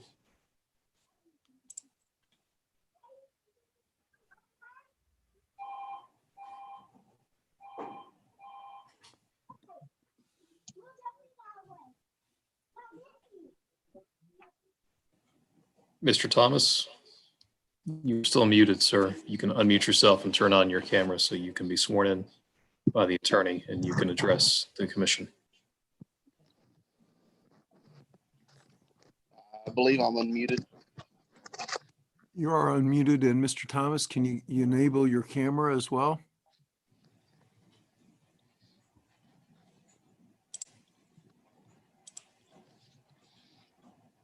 There you are. Okay, very good.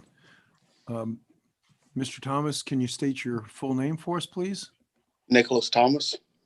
Mr. Thomas, do you swear or affirm to tell the whole truth and nothing but the truth, sir? I do. Mr. Mayor, Mr. Thomas has been sworn. Yes, sir. Go ahead. Yes, sir. I'm also a member of Bailey Estates. I recently moved here, and that's what brings my big concern is I lived out in Gilchrist County for a few years and sold that home to move here to Bailey Estates simply for the fact that I was told my children would not be able to get a zoning exemption to continue going to High Springs community. With that amount of homes going up next to Bailey Estates, I'm concerned about what that would do with a potentially already overcrowded school. The young lady said earlier what it costs per child at school, having more teachers, more extracurricular activities. Just you got to figure per home, how many children does that bring to that school?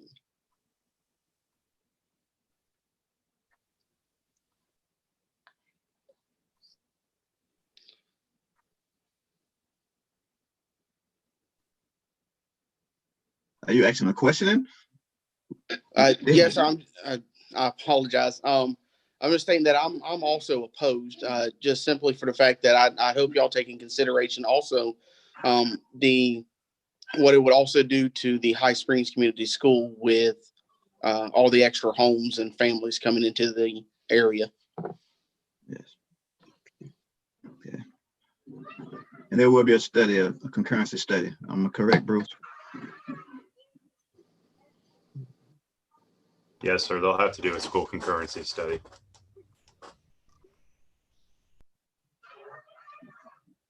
Okay, thank you. You're welcome.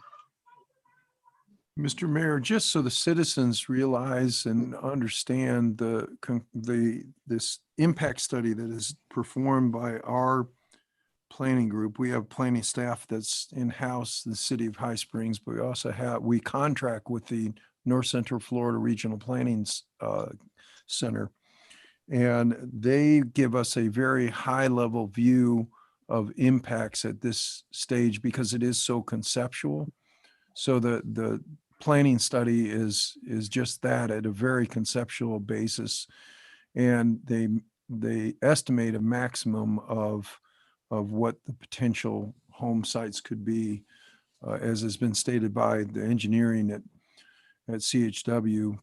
After you do your roads and set asides for stormwater drainage, the impact will not be nearly as heavy as has been estimated by the North Central Florida Regional Planning Council. Okay. Mr. Mayor, there are no further hands being raised for public comments. Okay. I take that back, Mr. Mayor. We did have one more. Audrey would like to speak. I'm going to bring her over.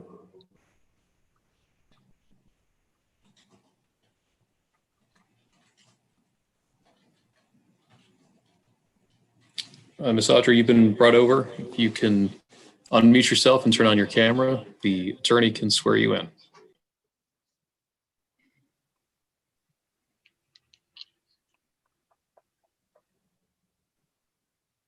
Unmute.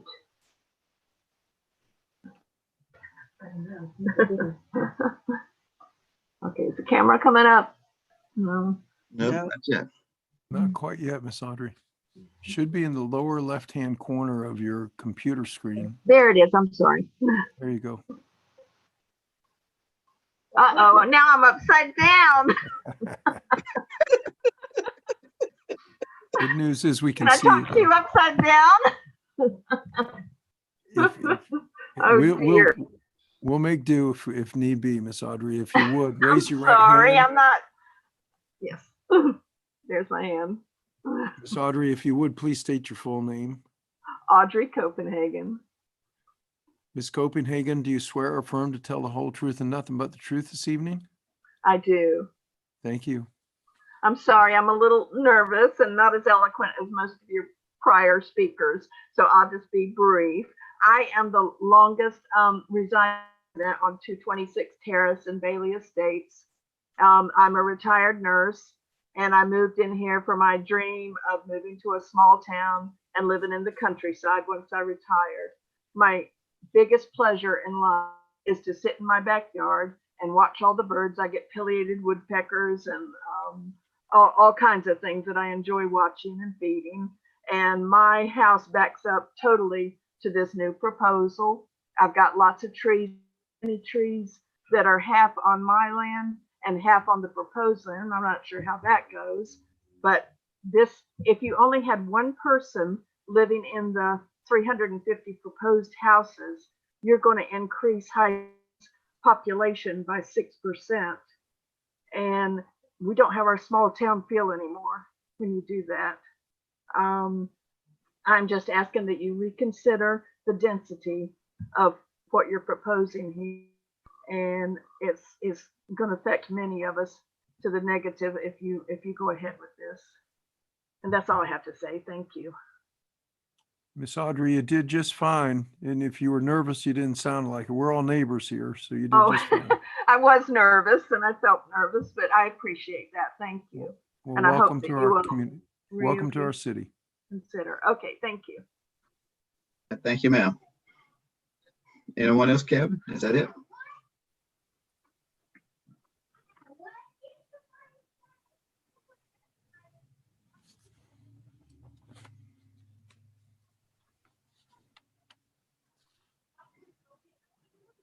Sorry, I thought you could hear me. No, sir, that's it. Okay, thank you. All right. So I guess it's a question to Bruce and the attorney. And so now, hypothetically, if Scott would say, if the studies come back and say, oh, no, we can't put those many houses out there. If the traffic study come back and say, no, school says no, they give a certain number. So where do we go from there? Well, we do have to look at the impacts. As we know, we had a meeting a couple of nights ago on our sewer system. And Right.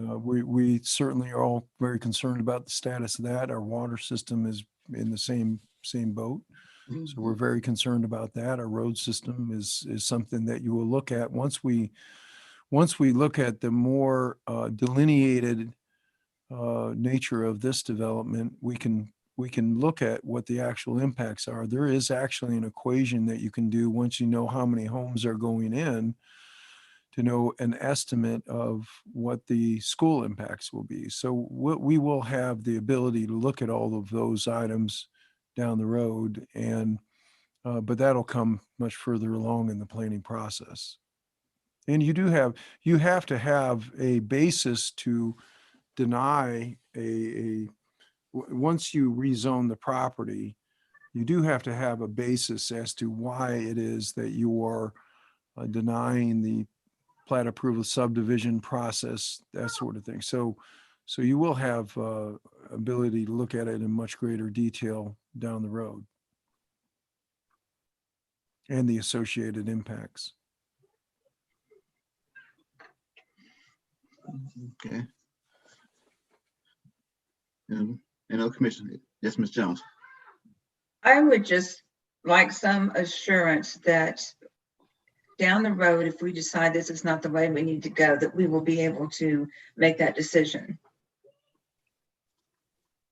Mayor, Attorney Walker, you just said, once we change the zoning, then we have to have some basis to deny a subdivision coming in at 4 units per acre.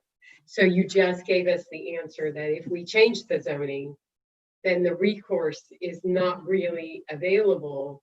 That's right. And so, you know, that's kind of like, okay, we've changed the zoning, now we don't have the recourse, because you have to have a plausible reason. It can't be surrounding community good. It can't be the fact that that's all agriculture around there. You know, we've changed the zoning. And so that's my concern, is once we make this action, we open the door for the next action, which, given all of the things we're looking at, the roads in our city are overburdened and taxed.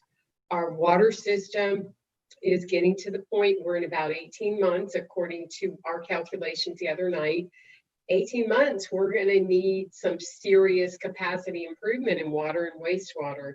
So why would we increase the density on a piece of parcel at this time that is a transition piece between a more dense parcel and agriculture? That's just my opinion. I agree. It's not just your opinion. I would not like to see us put ourselves in a situation where we are either stuck or we have to go through legal means, go through court to resolve it. I don't want us in that position. And it sounds like if we approve this tonight, this rezoning tonight, that's where we're headed. Should we determine later on down the road that that's not what they want, what we want rather. That's pretty much the way I see it based on what I'm hearing here tonight. Once we approve this rezoning, okay, you're on your road now. Oops. Yes, Chief Gilliam. Hey, Craig, I got a question for you. If we stay R1A with this, we're talking going to R3, maximum that would be 358 for the Planning Council. We know we're not going to get that. We're looking at 198. Do maximum density on a R1A, you're approximately 180 homes. At that point, with infrastructure and everything else, what are we looking at difference wise as far as density goes, just off the cuff? I know I'm putting you on the spot, but just trying to get some clarity here. You're muted, Craig. Yeah, there we go. Sorry about that. Yeah, you know, it's hard to say because we don't even know how many units we can get right now.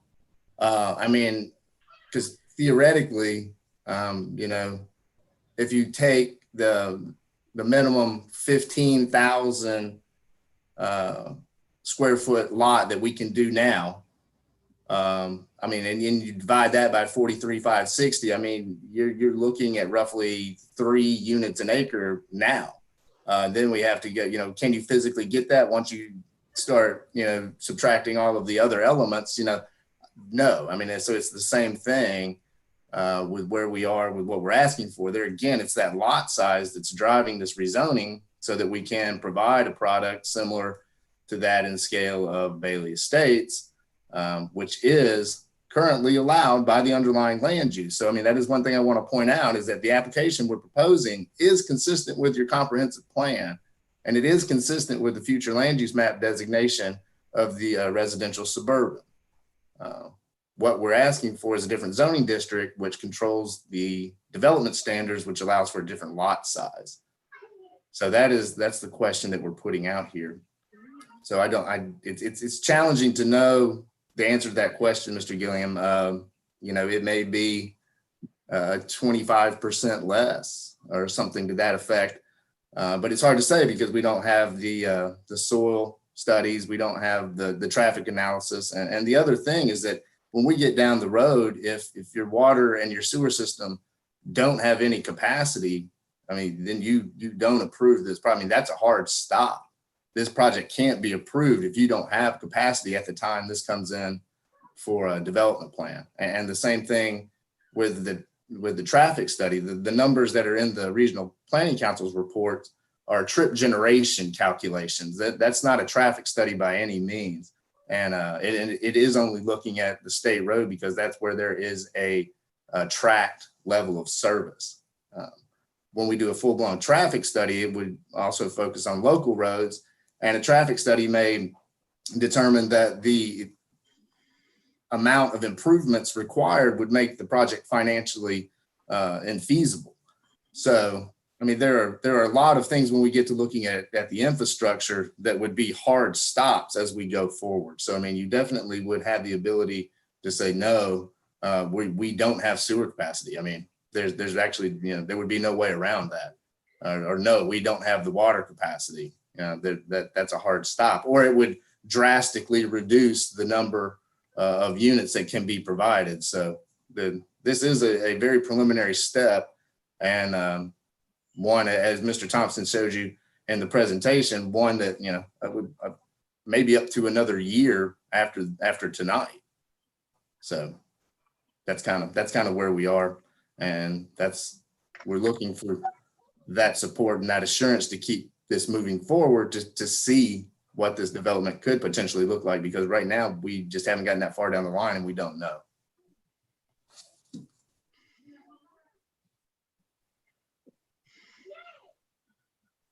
Okay, commissioners, any other questions? Any other comments? The only thing I would say there is the uncertainty, and I guess Craig just basically said it, and I guess that's where I'm on this right now with they don't know until they do this various tests and so forth. They don't know. And then I guess I'm just hesitant to a degree. I was, to be honest with you, initially it was the same. I was coming in with that mindset, but my concern is obviously I've been on this water and sewer ever since I got on here. That's a major concern of mine, and it's all of ours, not just mine. It's all of ours. I think the unknown is what concerns me at this point in time. To approve, and this is where I'm going to sit there and say we're gonna do the rezoning, we're gonna change it, but there's no bottom line. Even yourself, we don't know yet until we do it. But I know you got to have that before you invest your money and start doing the things. So I understand that too. But at this point in time, I'd like to be honest with you, I'd probably like to look at it some more and so forth. I'm not prepared tonight to say yes. I'll sit down with Bruce again, and I sat down with Bruce before, and I'll sit down with him again, and I'll have him see if he can explain it to me even better. But at this point in time, I couldn't vote for it just simply because of the water and sewer type and just the unknown. I don't know if it can come back, put it on another one, gives it a chance or not. I don't know. And Mr. Mayor, if reading the tea leaves, there's not the support for it this evening, we would ask that you give us the ability to continue and come back and continue to reach out to folks in the community to explain some of the realities of what the development could really be. We would take advantage of that opportunity. Okay, I would be all in favor of that, Mr. Mayor, with what he just said myself. That's the commissioners. So basically asking us to table this until another date. Jenna, where are you? Where's she at? Oh, right here. I would like to make a motion to deny it. I personally just don't think, comprehensive plan, he cited 1.3, availability of urban infrastructure. I've been over there in the morning with the school. I know what those roads are like. I walk over there. And if you put another 300 cars even, it's going to be horrendous. I just don't think that we have, 441 is fine. County Road 236 is not. I don't think we have the urban infrastructure to support this change to this higher density. So I would like to make a motion that we deny 2020-11. I second. Okay, we got a motion and a second. Any other discussion?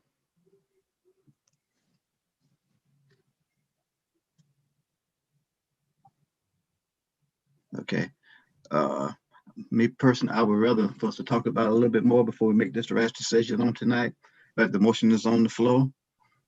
So, Jenny? Okay, Mayor Williams, No. Vice Mayor James, No. Commissioner Jameson, No. Commissioner Jones, No. Commissioner Lavin. I'm voting yes on my motion to reject it. Okay. Oh, wait a minute. Yeah, I was wondering because you seconded it. The motion. No. I am voting. Yes, I misunderstood it. I am voting yes to reject it. Okay. Okay. It was 2 in favor to reject it, 3 not here. So that being said, Jen, can we give us some more time to do a little bit more studying, Bruce? And Yes, sir. You can either say a date specific, a meeting, or you could just have them come back when they're ready. Is he gone? Yes, sir. I just prefer to leave it open and be honest with you, put the burden on their shoulders to come back with the information When they're that maybe ready. we need. Yes, I agree. Burden on them, and then it's up to them to basically at this point they gotta persuade one other person. Yes. And then that's understood. And so, and I appreciate everybody's thoughts on this. And then for the audience, we the 3 of us that voted the way we voted tonight, not saying that we agree with this, we just want more time to study it and to look over it. I just want to make that clear. I don't want nobody to leave this room saying that 3 commissions wanted to do this. That's not true. So I'm gonna put that out there right now. That's not true. We just want more time to study this and to look over it. I need to understand a little more. Yes. So it did not pass, or, I mean, tell me exactly what we did. The motion was to deny. Right. It didn't pass. Okay. But so it was, okay. It will come back Does up that mean you later. approve it? I mean. No, we didn't. no action's been taken on it. No action was taken on it. We never spoke it. Do Mr. we Mayor, need to make a motion to table it? yes, I think that you can, if you want to table it, you can table it to a date certain, which you're able to do. You can table it and just take it off for an indefinite period of time. And I believe the discussion was that it would be taken off and put into not to a date certain, and would come up at some later period of time to be determined later. I think we will need to advertise it again with that scenario. I will look at the regulations to see if we can recoup the advertisement costs, request the applicant to do so. I'm not sure that we can recoup that if we table it indefinitely. I don't know what the cost of that is. Jennifer, you may know more readily than I do as to what we're talking about. It's advertised in Alachua today, so I don't believe it's a terribly expensive ad, but They usually run to around $300, $300 to $400. That's what I was thinking. That sounds about right to me. So it's not a terrific expense to us. Greg, have a time thing? You could do it indefinitely, which is what you said, or you can do it at a time certain. Yeah. So me and definitely when Craig come back, then we can decide the date at that time. That's what you're saying, Mr. Walker? Okay. That's acceptable. That's acceptable to us at this point because we'll have to go back and discuss. I don't have a time certain right now.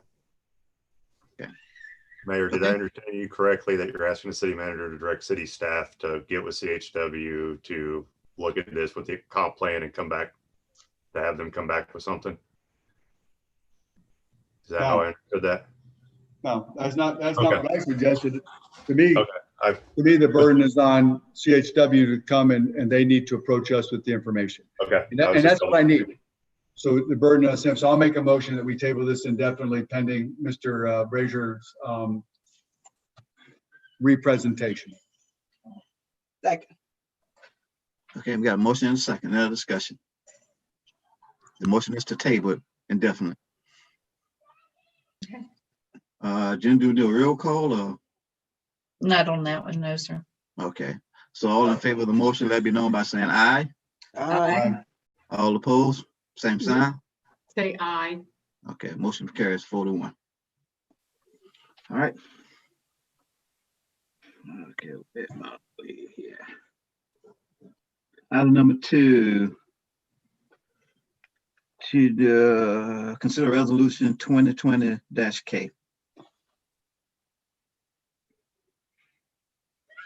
Mr. Mayor, this is a resolution of the City Commission of the City of High Springs adopting an annual adjustment for the increase in fees and rates for water and wastewater services, providing for conflict, providing for severability, and providing an effective date. The appropriate motion is to pass resolution 2020-K upon its reading by title only. All right, thank you, sir. At this time, I open it for discussion.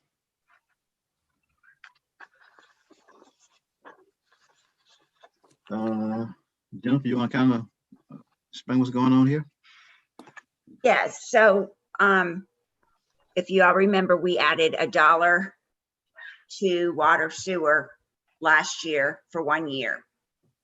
With the understanding we were going to come back with a resolution for a CPI. So I sent you all earlier what the CPI is based on the resolution. It's laid out. It goes from July to July. The percentage then gets multiplied by the old rates. So give an example of water. If I'm using the highest amount of water, my bill is going to go up 22 cents. So that's using 16,000 gallons, which the average household is like under 10. So the base rate is going up 9 cents, but remember it went down, it's going down $1. So the dollar goes away, but then the CPI goes in for each level.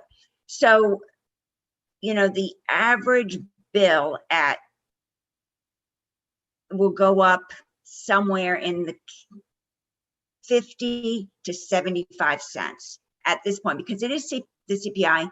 And of course, you know, with all that's happened, it is very low. So that's on the water side. And on the sewer side, that dollar also comes off, and the average person's bill will go up roughly 46 cents. If they use the full, you know, 5,000 gallons. If they use more than that, then it is, you know, adds the per 100, they get the 5,000, excuse me, for the base rate. Anything over that is going to go up about 7 cents per 1,000. So it's this year, they're minimal. It's actually the bills will go down. Say that again.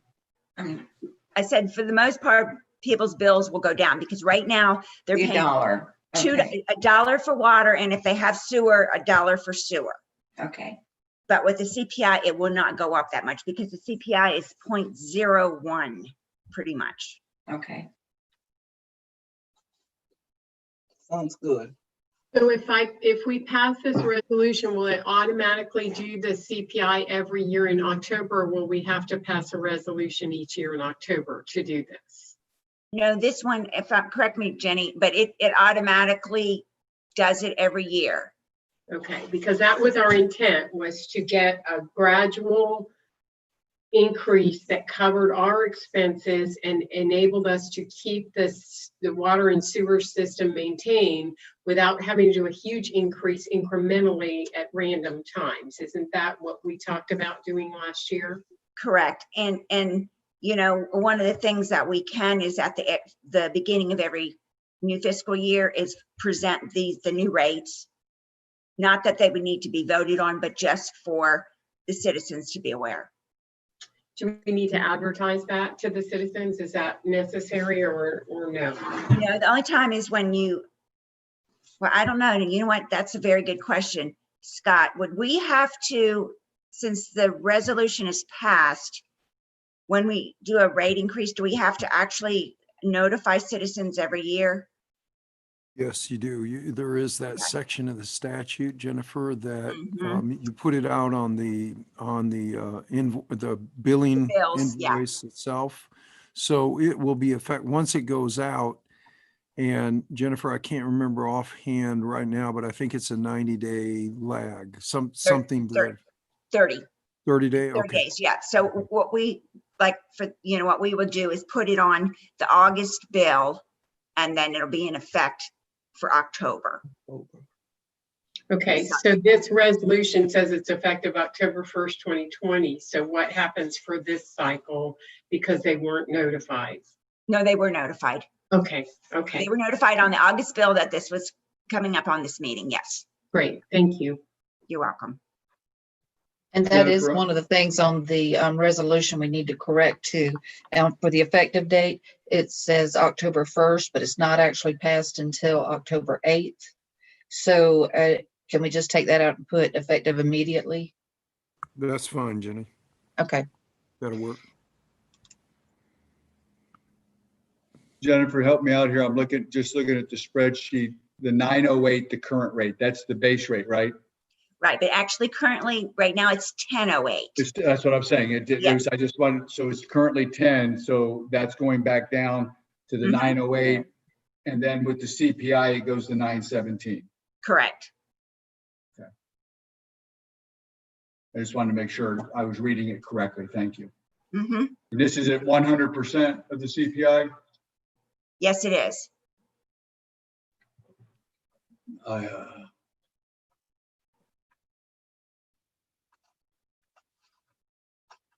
What if you do it at 90%? Then it'll be a little bit less than that. Not a whole lot, because it's not even 1%. It's The only reason I say that is I know like the solid waste does 70% of the CPI, and I know you can't do this on the deal, but we could adjust the percentage when we came around to it each year if we wanted. We could play with the percentage of the CPI, correct? Yeah, but we would have to put that in the resolution, correct, Scott? Yes, you can, and the beauty of doing this by resolution is that it can be changed almost immediately. So you have much more control over it on an immediate basis, whereas an ordinance takes the 2 readings. I understand it doesn't mean much, but I do like the idea. I'll be honest with you, I would have liked to, and I appreciate this, Jennifer, because this lays it out good. I would have liked to have been like at 80%. Let's see what it does. But if everybody's okay with this, I'm fine. I just want to be able to have the option that if we wanted to adjust the percentage, we could. Well, I think I agree. I think that we should add the language to the resolution to have the ability to change the percentage. This one, as we know, is very low, but if we do have inflation and we know that comes back, it could very easily jump. Right. You know. And that's what I want to be able to just have that ability. It's good. There's going to be an increase, but percentage wise, we could. It won't be the same as throwing a $10 add on to the deal. But we're limited to what we can do, and so the citizens will have some idea. They're not going to get hit with a gigantic increase one 1 year type of thing. And that's what we originally did this for, was have it, like Nancy said, and incrementally, just sort of gradually take care of it. So if everybody's okay with this, I'm fine. So if we make a motion, then we should approve it with language being put in to make an adjustment annually for the percentage of the CPI and make the effective date immediately instead of October 1st. So I would be happy to make that motion. Mayor, if you're going to change your percentage, it's going to be done in your budget process anyway. And so I don't know that you need a self-effectuating percentage, because you're going to be voting on what that percentage is going to be each year when you get it. If you have increases in CPI that are significant, you're going to be looking at it and saying, look, we've got a huge consumer price index change, and so we need to get a hold of that, and you're going to change it, and you can do it in a resolution. So I think to do what it is you want to do, it's going to confuse the language significantly in the resolution. And you'll have control over it when you're in your budgetary process anyway. So to clarify, Scott, on the deal, so Jennifer brings to us when we do the budget, she would bring in the city manager and Jennifer would bring in a proposed CBI. We would vote on it in the budget, and that would sort of get it ready for the next fiscal year. Exactly. I think that's the right way. And then Nancy, just with your language of just immediately. So I'll do a second with on Nancy's, with adding the language, just the word immediately, and not including the annual CPI language. And I'm good with that. I'll change my motion. So I'll second it. So we got a motion and a second. I'm not going to try to repeat it. Word for word, Mayor. Let's go. We all got it. We got it. Lawyer? You good? We got it. Commissioner Jones, you good? I'm good. All right. Okay. Any other discussion? And then all in favor, let me know by saying aye. No, this is a resolution. Oh, I'm sorry. Vice Mayor James, Yes. Commissioner Jameson, Yes. Commissioner Jones, Yes. Commissioner Lavin. I'm in favor, but I wondered if there was anybody in the audience that wanted to speak to us before we did this. Sorry, that's my mistake. Anybody out there, Kevin? Yeah, Mr. Mayor, Yvonne Andrews has raised her hand multiple times. I will bring her over. Good catch, Nancy. Good catch. I got grandkids in the house tonight. Ms. Andrews, you are on with the commission.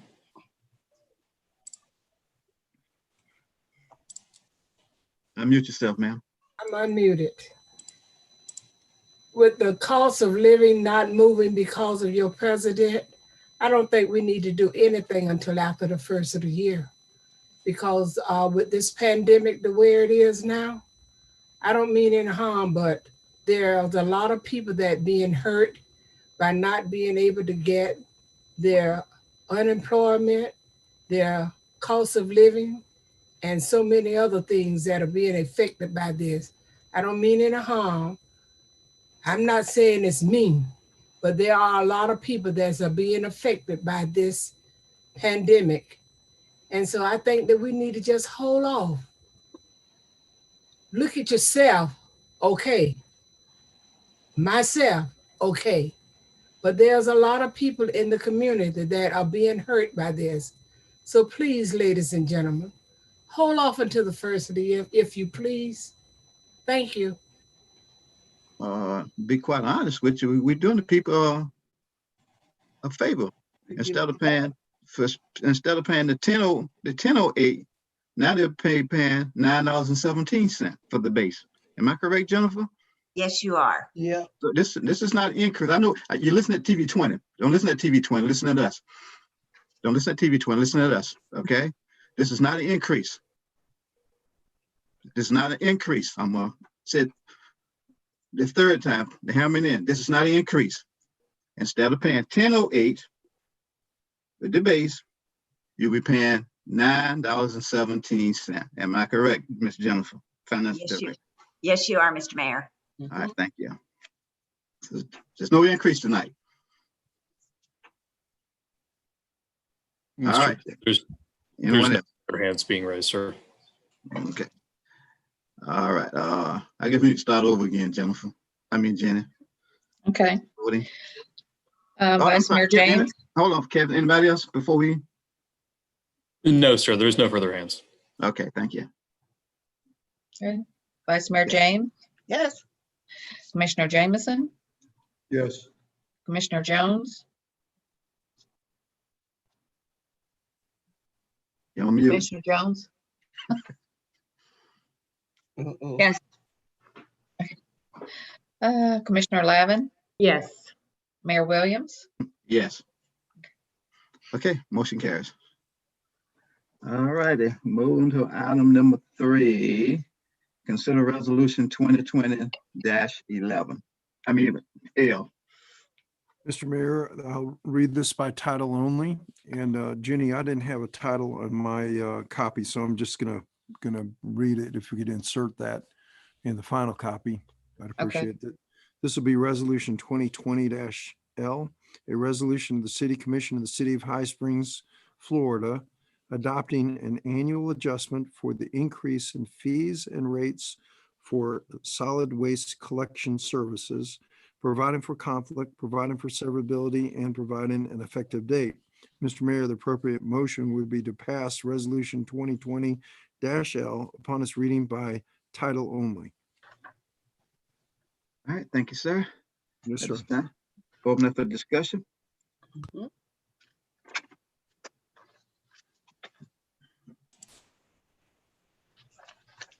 Any commissioner?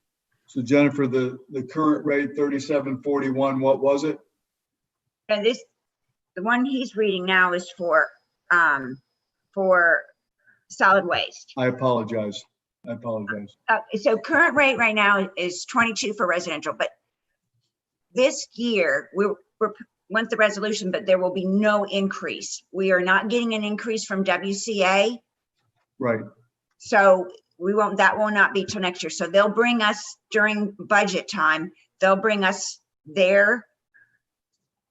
what they're requesting. And that again will come, as Mr. Walker said, during the budget process of what you all want to raise.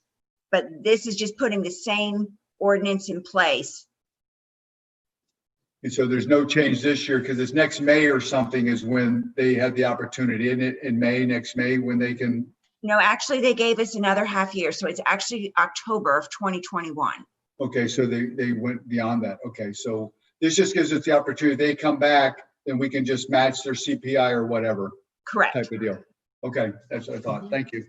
So the resolution has that it's effective October 1st, 2020. Don't we need to change that? Yes, to immediately. Immediately as well. But we aren't going to do a rate increase immediately, aren't we? Didn't you just say October 1st, 2021? Doesn't this still put it in place for we can do it in 21? Okay, but there won't be any effect to the citizens until October of next year when we have an increase. Okay, thank you. I'll make a motion. I'll second. You make a motion to do what? To accept it. I thought that's As what written. he meant. That's why I said I second.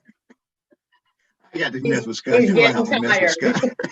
I just kept you guessing, Mayor. I was going to let you fill in the blank.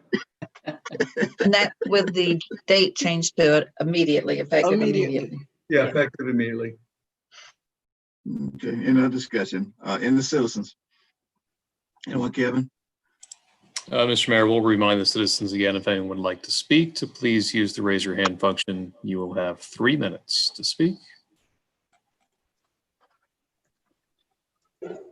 And there are no hands at this time, Mr. Mayor. Okay, thank you, sir. All right, Ms. Jenny? Okay, Commissioner Jameson, Yes. Commissioner Jones, Yes. Commissioner Lavin, Yes. Mayor Williams, Yes.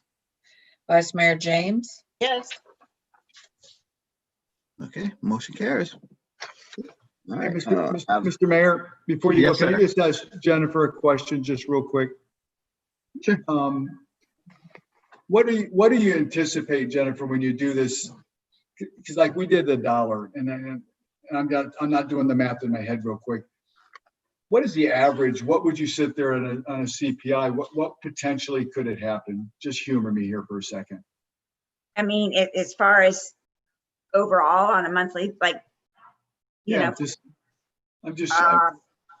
I at least I would say less than half of what we were collecting with the dollar. Yeah, no, that's fine, because it's wrong of me to ask you to speculate, because then people are going to say you said it. So forget it. Forget it. Thank you, Mr. Mayor. All right, you're welcome. Okay, move on to item number 4, review and discuss city manager applications and ranking. What?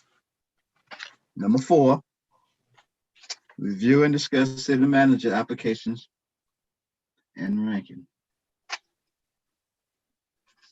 Mr. Mayor, as of the closing at 4:30 today, we received 27 applications, which you all have copies of. Yeah. If you've had a chance to review them, the plan originally called for screening and choosing the top 5 finalists at the October 22nd meeting, and then conducting the interviews on October 27th, unless the commission would like to change that plan. With the late applications coming in, I think we need to look at what we've got now. So at the 22nd, go ahead, Scott. I was going to say, what are we specifically doing tonight? Because if you just said at the 22nd is when we're picking the top 5 and ranking them, what is tonight for? At the last meeting, the commission was discussing it and they requested it be placed on the agenda so they have a chance to talk about it. What they can do actually, when they do the interviews on the 27th, they can make that a special meeting. So then you could actually, when you're ranking them, you could actually make a vote to choose to offer the job to one or the other. That's right. To the first applicant to negotiate with them. Say that again, Jenny.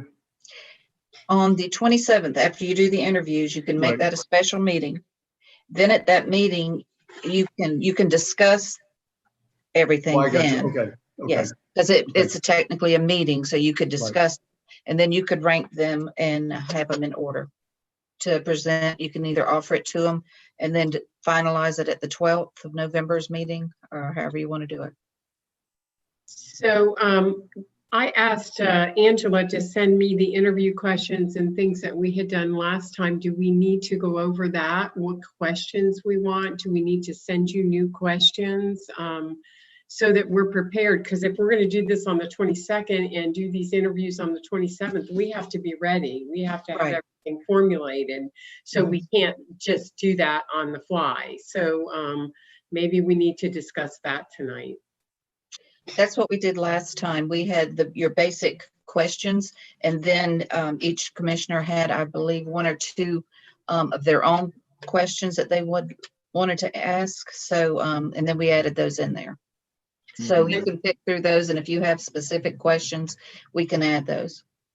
And everybody has to be asked the same questions, correct, Scott? Yes. Scott Blocker? Yeah. Okay. That gives you a baseline for the interviewees that, they're responding to the common questions. So, it's not absolutely necessary. You can structure it however you want to do it, but that does give you that baseline to do it in that manner.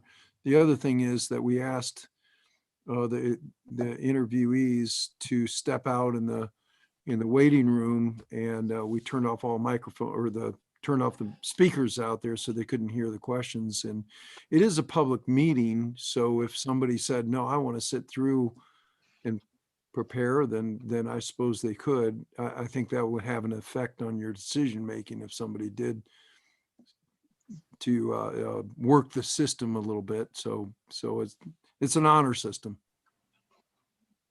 Is that going to be an in-person meeting on the 27th? Because I'm going to be out of town. So did you figure out how to Zoom it? Yes, we can, they could be by Zoom. Okay, great. We're not starting the in-person until November 1st. Thank you. All right. So basically, go what you have, and then on 22nd, then we'll start ranking them for our top 5. Okay. Yeah. Do you want us to get the list to Jenny before the meeting of our ranks so she can compile that, or how do you want to do that, Mayor? I say let's sit down and discuss it among one another. That's how we did in the past. Am I correct? Yeah. Yes. Yeah.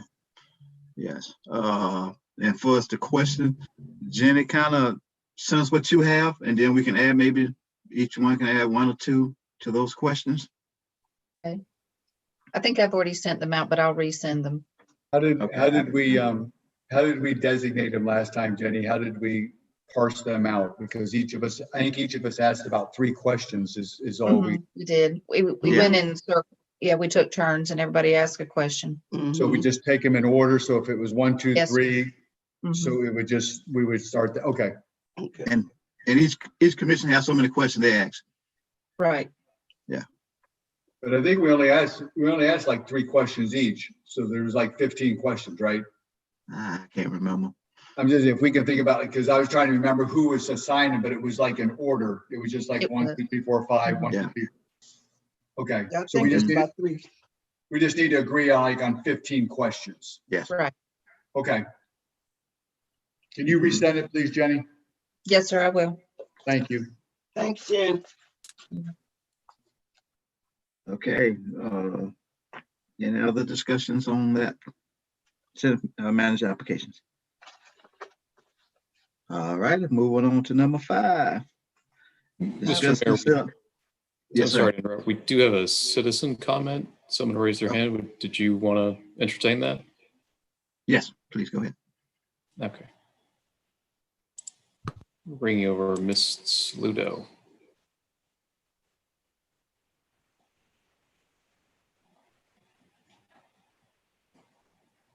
Hi, my name's Nicole Salato. I just had a couple of questions about the city manager meetings that are coming up. I just wanted to clarify on some dates. So as of right now, nothing is really being further discussed in today's meeting. But the next meeting on October 22nd is when the top 5 finalists will be chosen. And then on October 27th is when interviews will be held for those top 5 finalists. Is that correct? That's correct. And then on November 12th is when the final, the decision will be made for the final city manager position. That's correct. Okay, and then I also was wondering the questions that are currently being decided on, the 15 questions.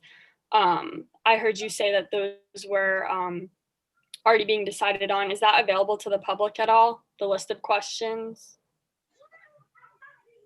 I would have to ask our attorney if that was something that we would put out there prior to the interviews. Okay. Any of that information is public record when it circulates for the commission, but we would request that it remain private so that any of the applicants don't have a head start on the other applicants. That would be the hope and anticipation. Now you can talk to Jenny and you can find out what the applicant questions are going to be, and you may have some suggestions as to ideas that you might have to add to the questionnaire form. But we would like to keep it as private as we possibly can so that none of the applicants have a head start on the other applicants. Okay, thank you so much. Sure. You're welcome. Anyone else, Kevin? No, sir, that's it. Okay. Where were we? So we're done with number 4 now. Okay. Item number 5, discuss and consider authorizing city attorney to contact GRU. Mr. Mayor, I had this on my to-do list already. I called Christine Dam over at GRU. I've had contact with her in another city that we worked out a right-of-way use agreement. For whatever reason, maybe she's not doing this any longer. I did get a call back from Wayne Richard over there, and he did leave a message for me. I tried to call him back, and we're playing phone tag right now. So I hope to be able to report to you at the next commission meeting.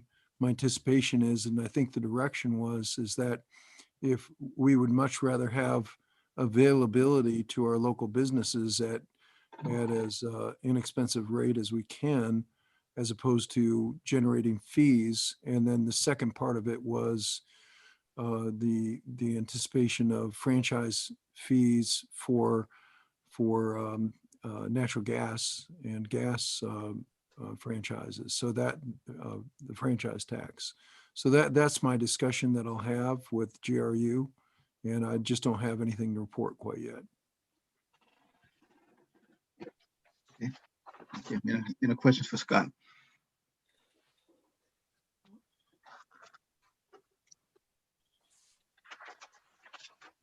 Okay. So do we take an action? You say consider an authorized attorney. What do we need to do anything here, Jenny? Scott? I think you've already directed me to do it. And so I'll continue working with Mr. Richard over there and the folks at GRU to push along. I think I understand what it is that you're asking me to do. Okay. You're on mute, Jenny. Sorry. Rich had asked for this to be placed on the agenda for direction to contact them about the fiber optics, also for the franchise fees on that too. Right, right. Okay. Anything else? Not on that issue, Mr. Mayor. All right, thank you. All right, moving on to item number 6. We know we need to change that to review, then to consider approval.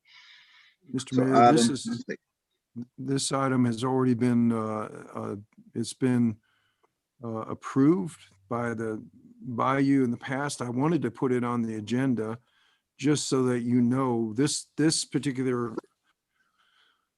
development's been it's had its bumps along the way. The developer, as you know, had some problems and left a lot of the improvements in phase 2 incomplete, and we had a very attenuated and difficult process getting those done. Mr. Howe has taken over the development. Phase 2 is now complete. It's been inspected, and we're moving on now to phase 3. And this is a subdivision improvement surety agreement. I wanted to put it on the agenda so that you see that Joel is doing what Joel is supposed to be doing as your city manager, and we've got a surety agreement. If something happened, which we don't anticipate happening with Mr. Howe, because he's been developing in the city for some time in this area, so we don't anticipate problems. But just in case there is a problem, we've got a surety instrument. So there's money that's reserved in the bank for the completion of this job, and there's a drawdown on that money as the project is completed and we receive engineering sign off on the development as phase 3 progresses. And then at the end of the run, there is a certain amount of a percentage that will be left in the surety fund in the bank. And in 1 year, we will take over the road system or the public improvements, but we maintain that money during the year as a maintenance bond for the final acceptance of the improvements. So I just wanted to put it on the agenda to let you know that the things that are supposed to be done are being done. And this project, the good news is that Oak Ridge is proceeding. We don't want roads that are incomplete, wastewater that's incomplete, and water and storm water that's incomplete, and sidewalks that are 3 feet off of the ditch like we had. And so this one's a turnaround, and it's headed in the right direction, Mr. Mayor. Okay, thank you, sir. Yes, sir. Any questions?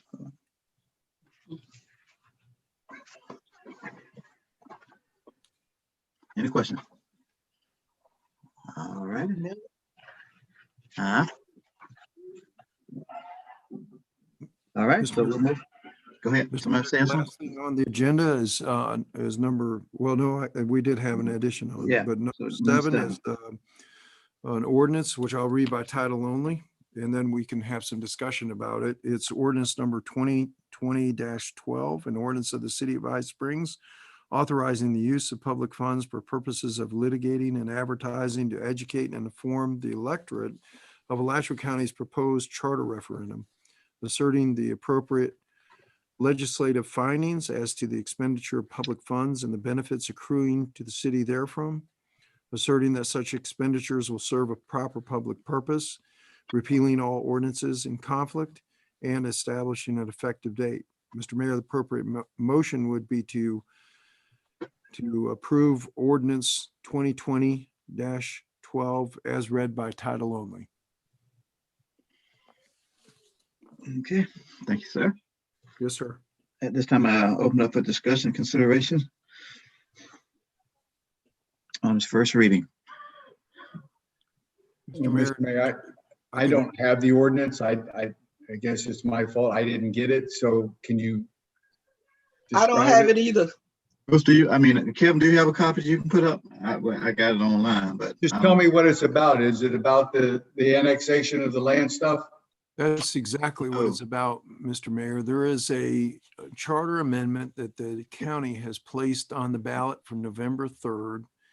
And the basic gist of it is that if it's approved, then what will occur is that the county, if you annex lands to the city, then the county will maintain the zoning and land use planning considerations over that annexed land if the land is contained within an area that is mapped and designated as growth management areas in the county. So there's a map that's been drawn around each of the cities in the county, and there is some properties adjacent to the city of High Springs that are not on the map, but there are areas that are designated that are on the map. And so if we annex into those particular areas, then we would not have land planning authority over those areas or zoning authority. It would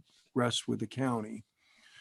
So the objections that the city, we've passed a resolution along these lines a few weeks ago, and actually that resolution will be attached to this ordinance. And the resolution, as you recollect, Mayor and Commissioners, related to the fact that we believe this is an incursion into our home rule authority and that it's improper and it should not be a measure that is approved by the electorate. So this ordinance, what this ordinance does is it allows you to spend public dollars to set forth what the city's position is or to educate the public as to how this affects the city of High Springs.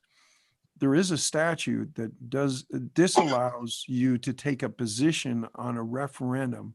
And there is case law in addition to the statute that talks about magic words.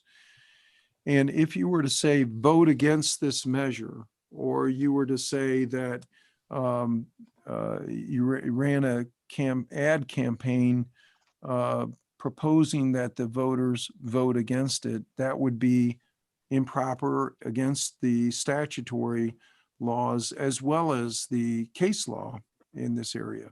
But you can educate the citizenry. You can educate the citizenry as to what this charter amendment does by the county, and then you can educate the city as to what home rule powers that it takes away from the city of High Springs. So you're entitled to set forth that procedure. And Mr. Mayor, you as a mayor, any of your commissioners, you can state what your position is individually. So the only thing this does is it allows you to take a position with respect to educating the public and utilizing public dollars. So we're going to be running right up on on November 3rd by the time this is passed, but it gives you the option leading into the election to take a position in that regard. Thank you. Thank you. Yes, sir. All righty. And let me ask a question. And would it be not just for this specific referendum? This would give the commission as a whole the authority going forward, if another item like this came up, that they also could utilize this resolution to do things with it? Do you understand what I mean? I think so, Nancy, but this is really directed towards this charter amendment procedure. That's what this is really based upon. That's where this is an outgrowth. Okay, thank you. The other, just from an informational standpoint, two of the cities we represent, Newberry and High Springs, have voted to file complaints against this measure. And the city of Alachua has already filed suit. They're a little ahead of us. Their manager and their attorney asked me in a direct call not to file just yet because they're set for an emergency hearing or a expedited hearing on October 14th. And they felt that if we filed with other cities, La Crosse has talked to me, Waldo, I believe, may be interested as well in taking action against this measure. But I think everybody would like to wait at this point because we don't want to run afoul of their ability to get on the Judge Keim's calendar on October 14th. So we're going to sit on the sidelines until we get to the November 3rd ballot. If the judge elects to strike it from the ballot, which is a drastic action. So I'm not going to say exactly what I think Judge Keim will do because she's a very good judge and she's going to decide that for herself. But if it fails on the ballot, then there's no need to take any further action. If it is successful, then we still have our availability to join the other cities and take this on. If you all vote that you wish to do that, then that's something that you'll have an ability to do at some point down the road. Okay. But the city of Alachua, Mr. Mayor, knows that you're standing with them in the fact that we believe this is an incursion into our home rule power because you've had that resolution you've passed. So I think they realize you're standing shoulder to shoulder with their position on this.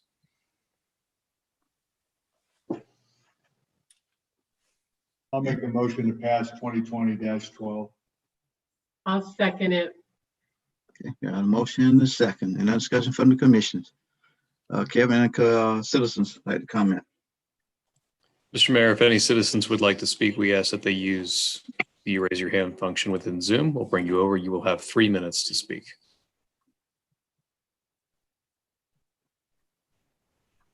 And there are no hands at this time, Mr. Mayor.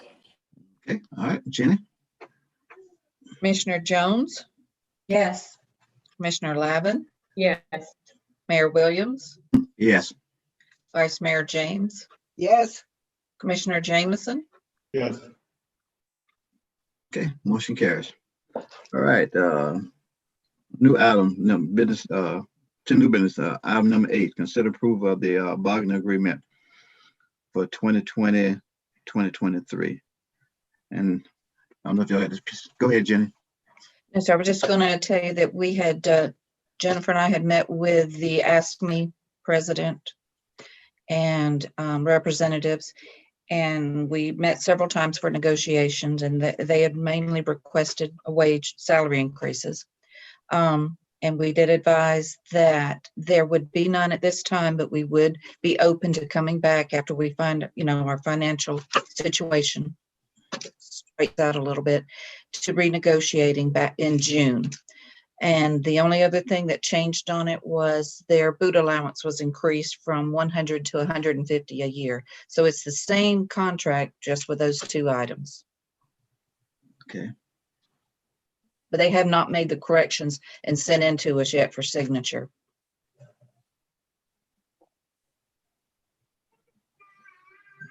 Okay. So we good approving this tonight, Scott, although they haven't sent down? You can approve it, Mr. Mayor, since those are very minor changes, conditioned upon my final review of the document as to legal form and sufficiency. That would be fine. Okay. I'll make a motion to do that. What he just said. Second. Motion is Scott rubbing off on you, Commissioner Nancy. All right. Any other questions? Any other comments? All right. Hearing none, all in favor, let it be known by saying aye. Aye. Aye. All opposed, same sign. Okay, motion carries.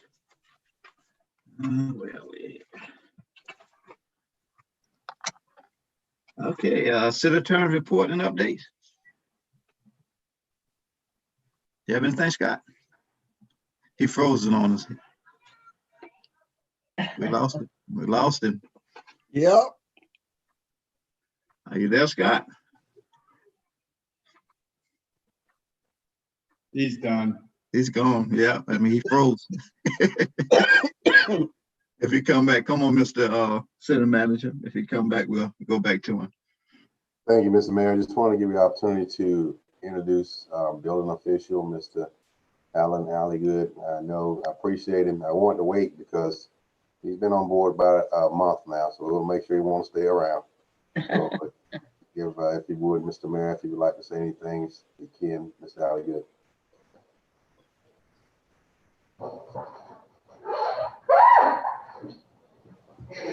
I couldn't hear you, Joel, if y'all can hear me. Yes. We can hear you. I appreciate Joel giving me the opportunity to work with the city, and I've lived here a long time, really want to be a part of what we're going to do for the future. And the steps that we've made so far being out in the field, everyone's been very receptive of me being in this position so far. So I'm really excited about it, and have enjoyed working with everyone so far. Okay.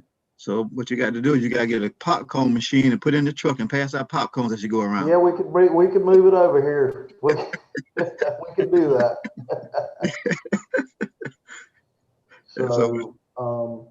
And since you brought that up, Byron, I'll just give you guys an update. We did sign a contract with the church yesterday, so that will be going forward. It's a heavy burden on our entire family, but it's a move we've got to make. Understand. We do understand. All right. So welcome aboard, and I seen you the other day riding around. Yep. So we wish you the best. We've been doing, I'd say, average about 15, 18 inspections a day. I've been riding with Inspector Gallipo every day, shadowing him and him mentoring me. So we actually had 30 on Monday inspections. That's a load. That's a load. Yep. Okay. Thank you all again. Welcome, Alan. All right. Anything else, Mr. City Manager?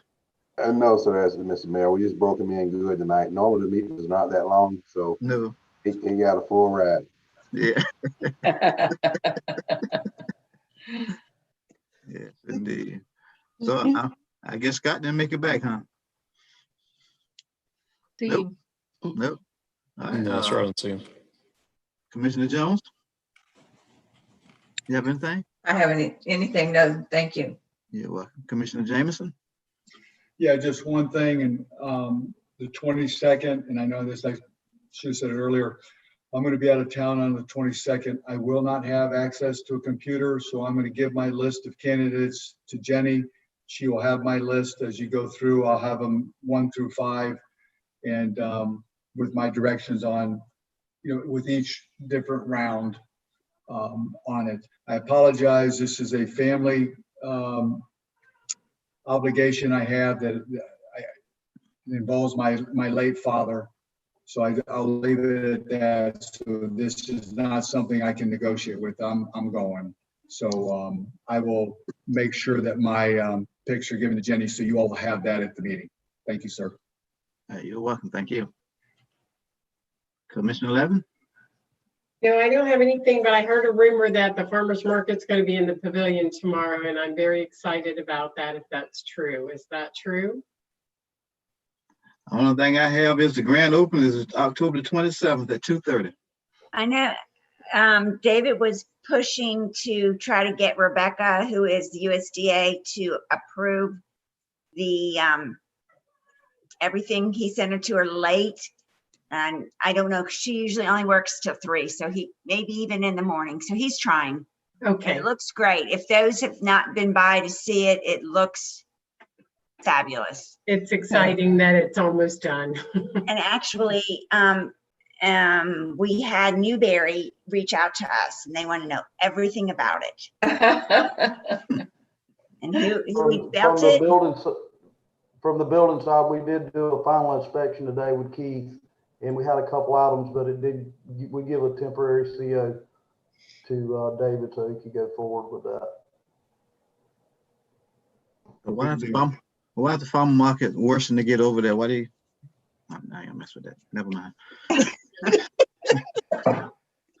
Never mind. You would think they would want everything to be the way it's supposed to be. Yes, yes. Yeah. I don't reach the age where I learned to stop asking questions. Do it. Vice Mayor James, you have anything? No, I don't have anything tonight. Okay. Like the only thing I see is here with this with the thing that what David sent out about the grand opening for the farmers market to be on Tuesday the 27th at 2:30. Other than that, that's all I have. Mr. Mayor, the attorney was able to join us. Tell him he's too late. Oh, yeah. It's after 9:15. Somebody stole my power cord. Yeah. I'm having a night. You need Rich around. I do. You have anything that you need to share? No, sir. Okay. Anyone else have anything they need to bring before this board? If not, I entertain a motion to adjourn. I'll make that the motion. Boy, y'all ready to go. That's right.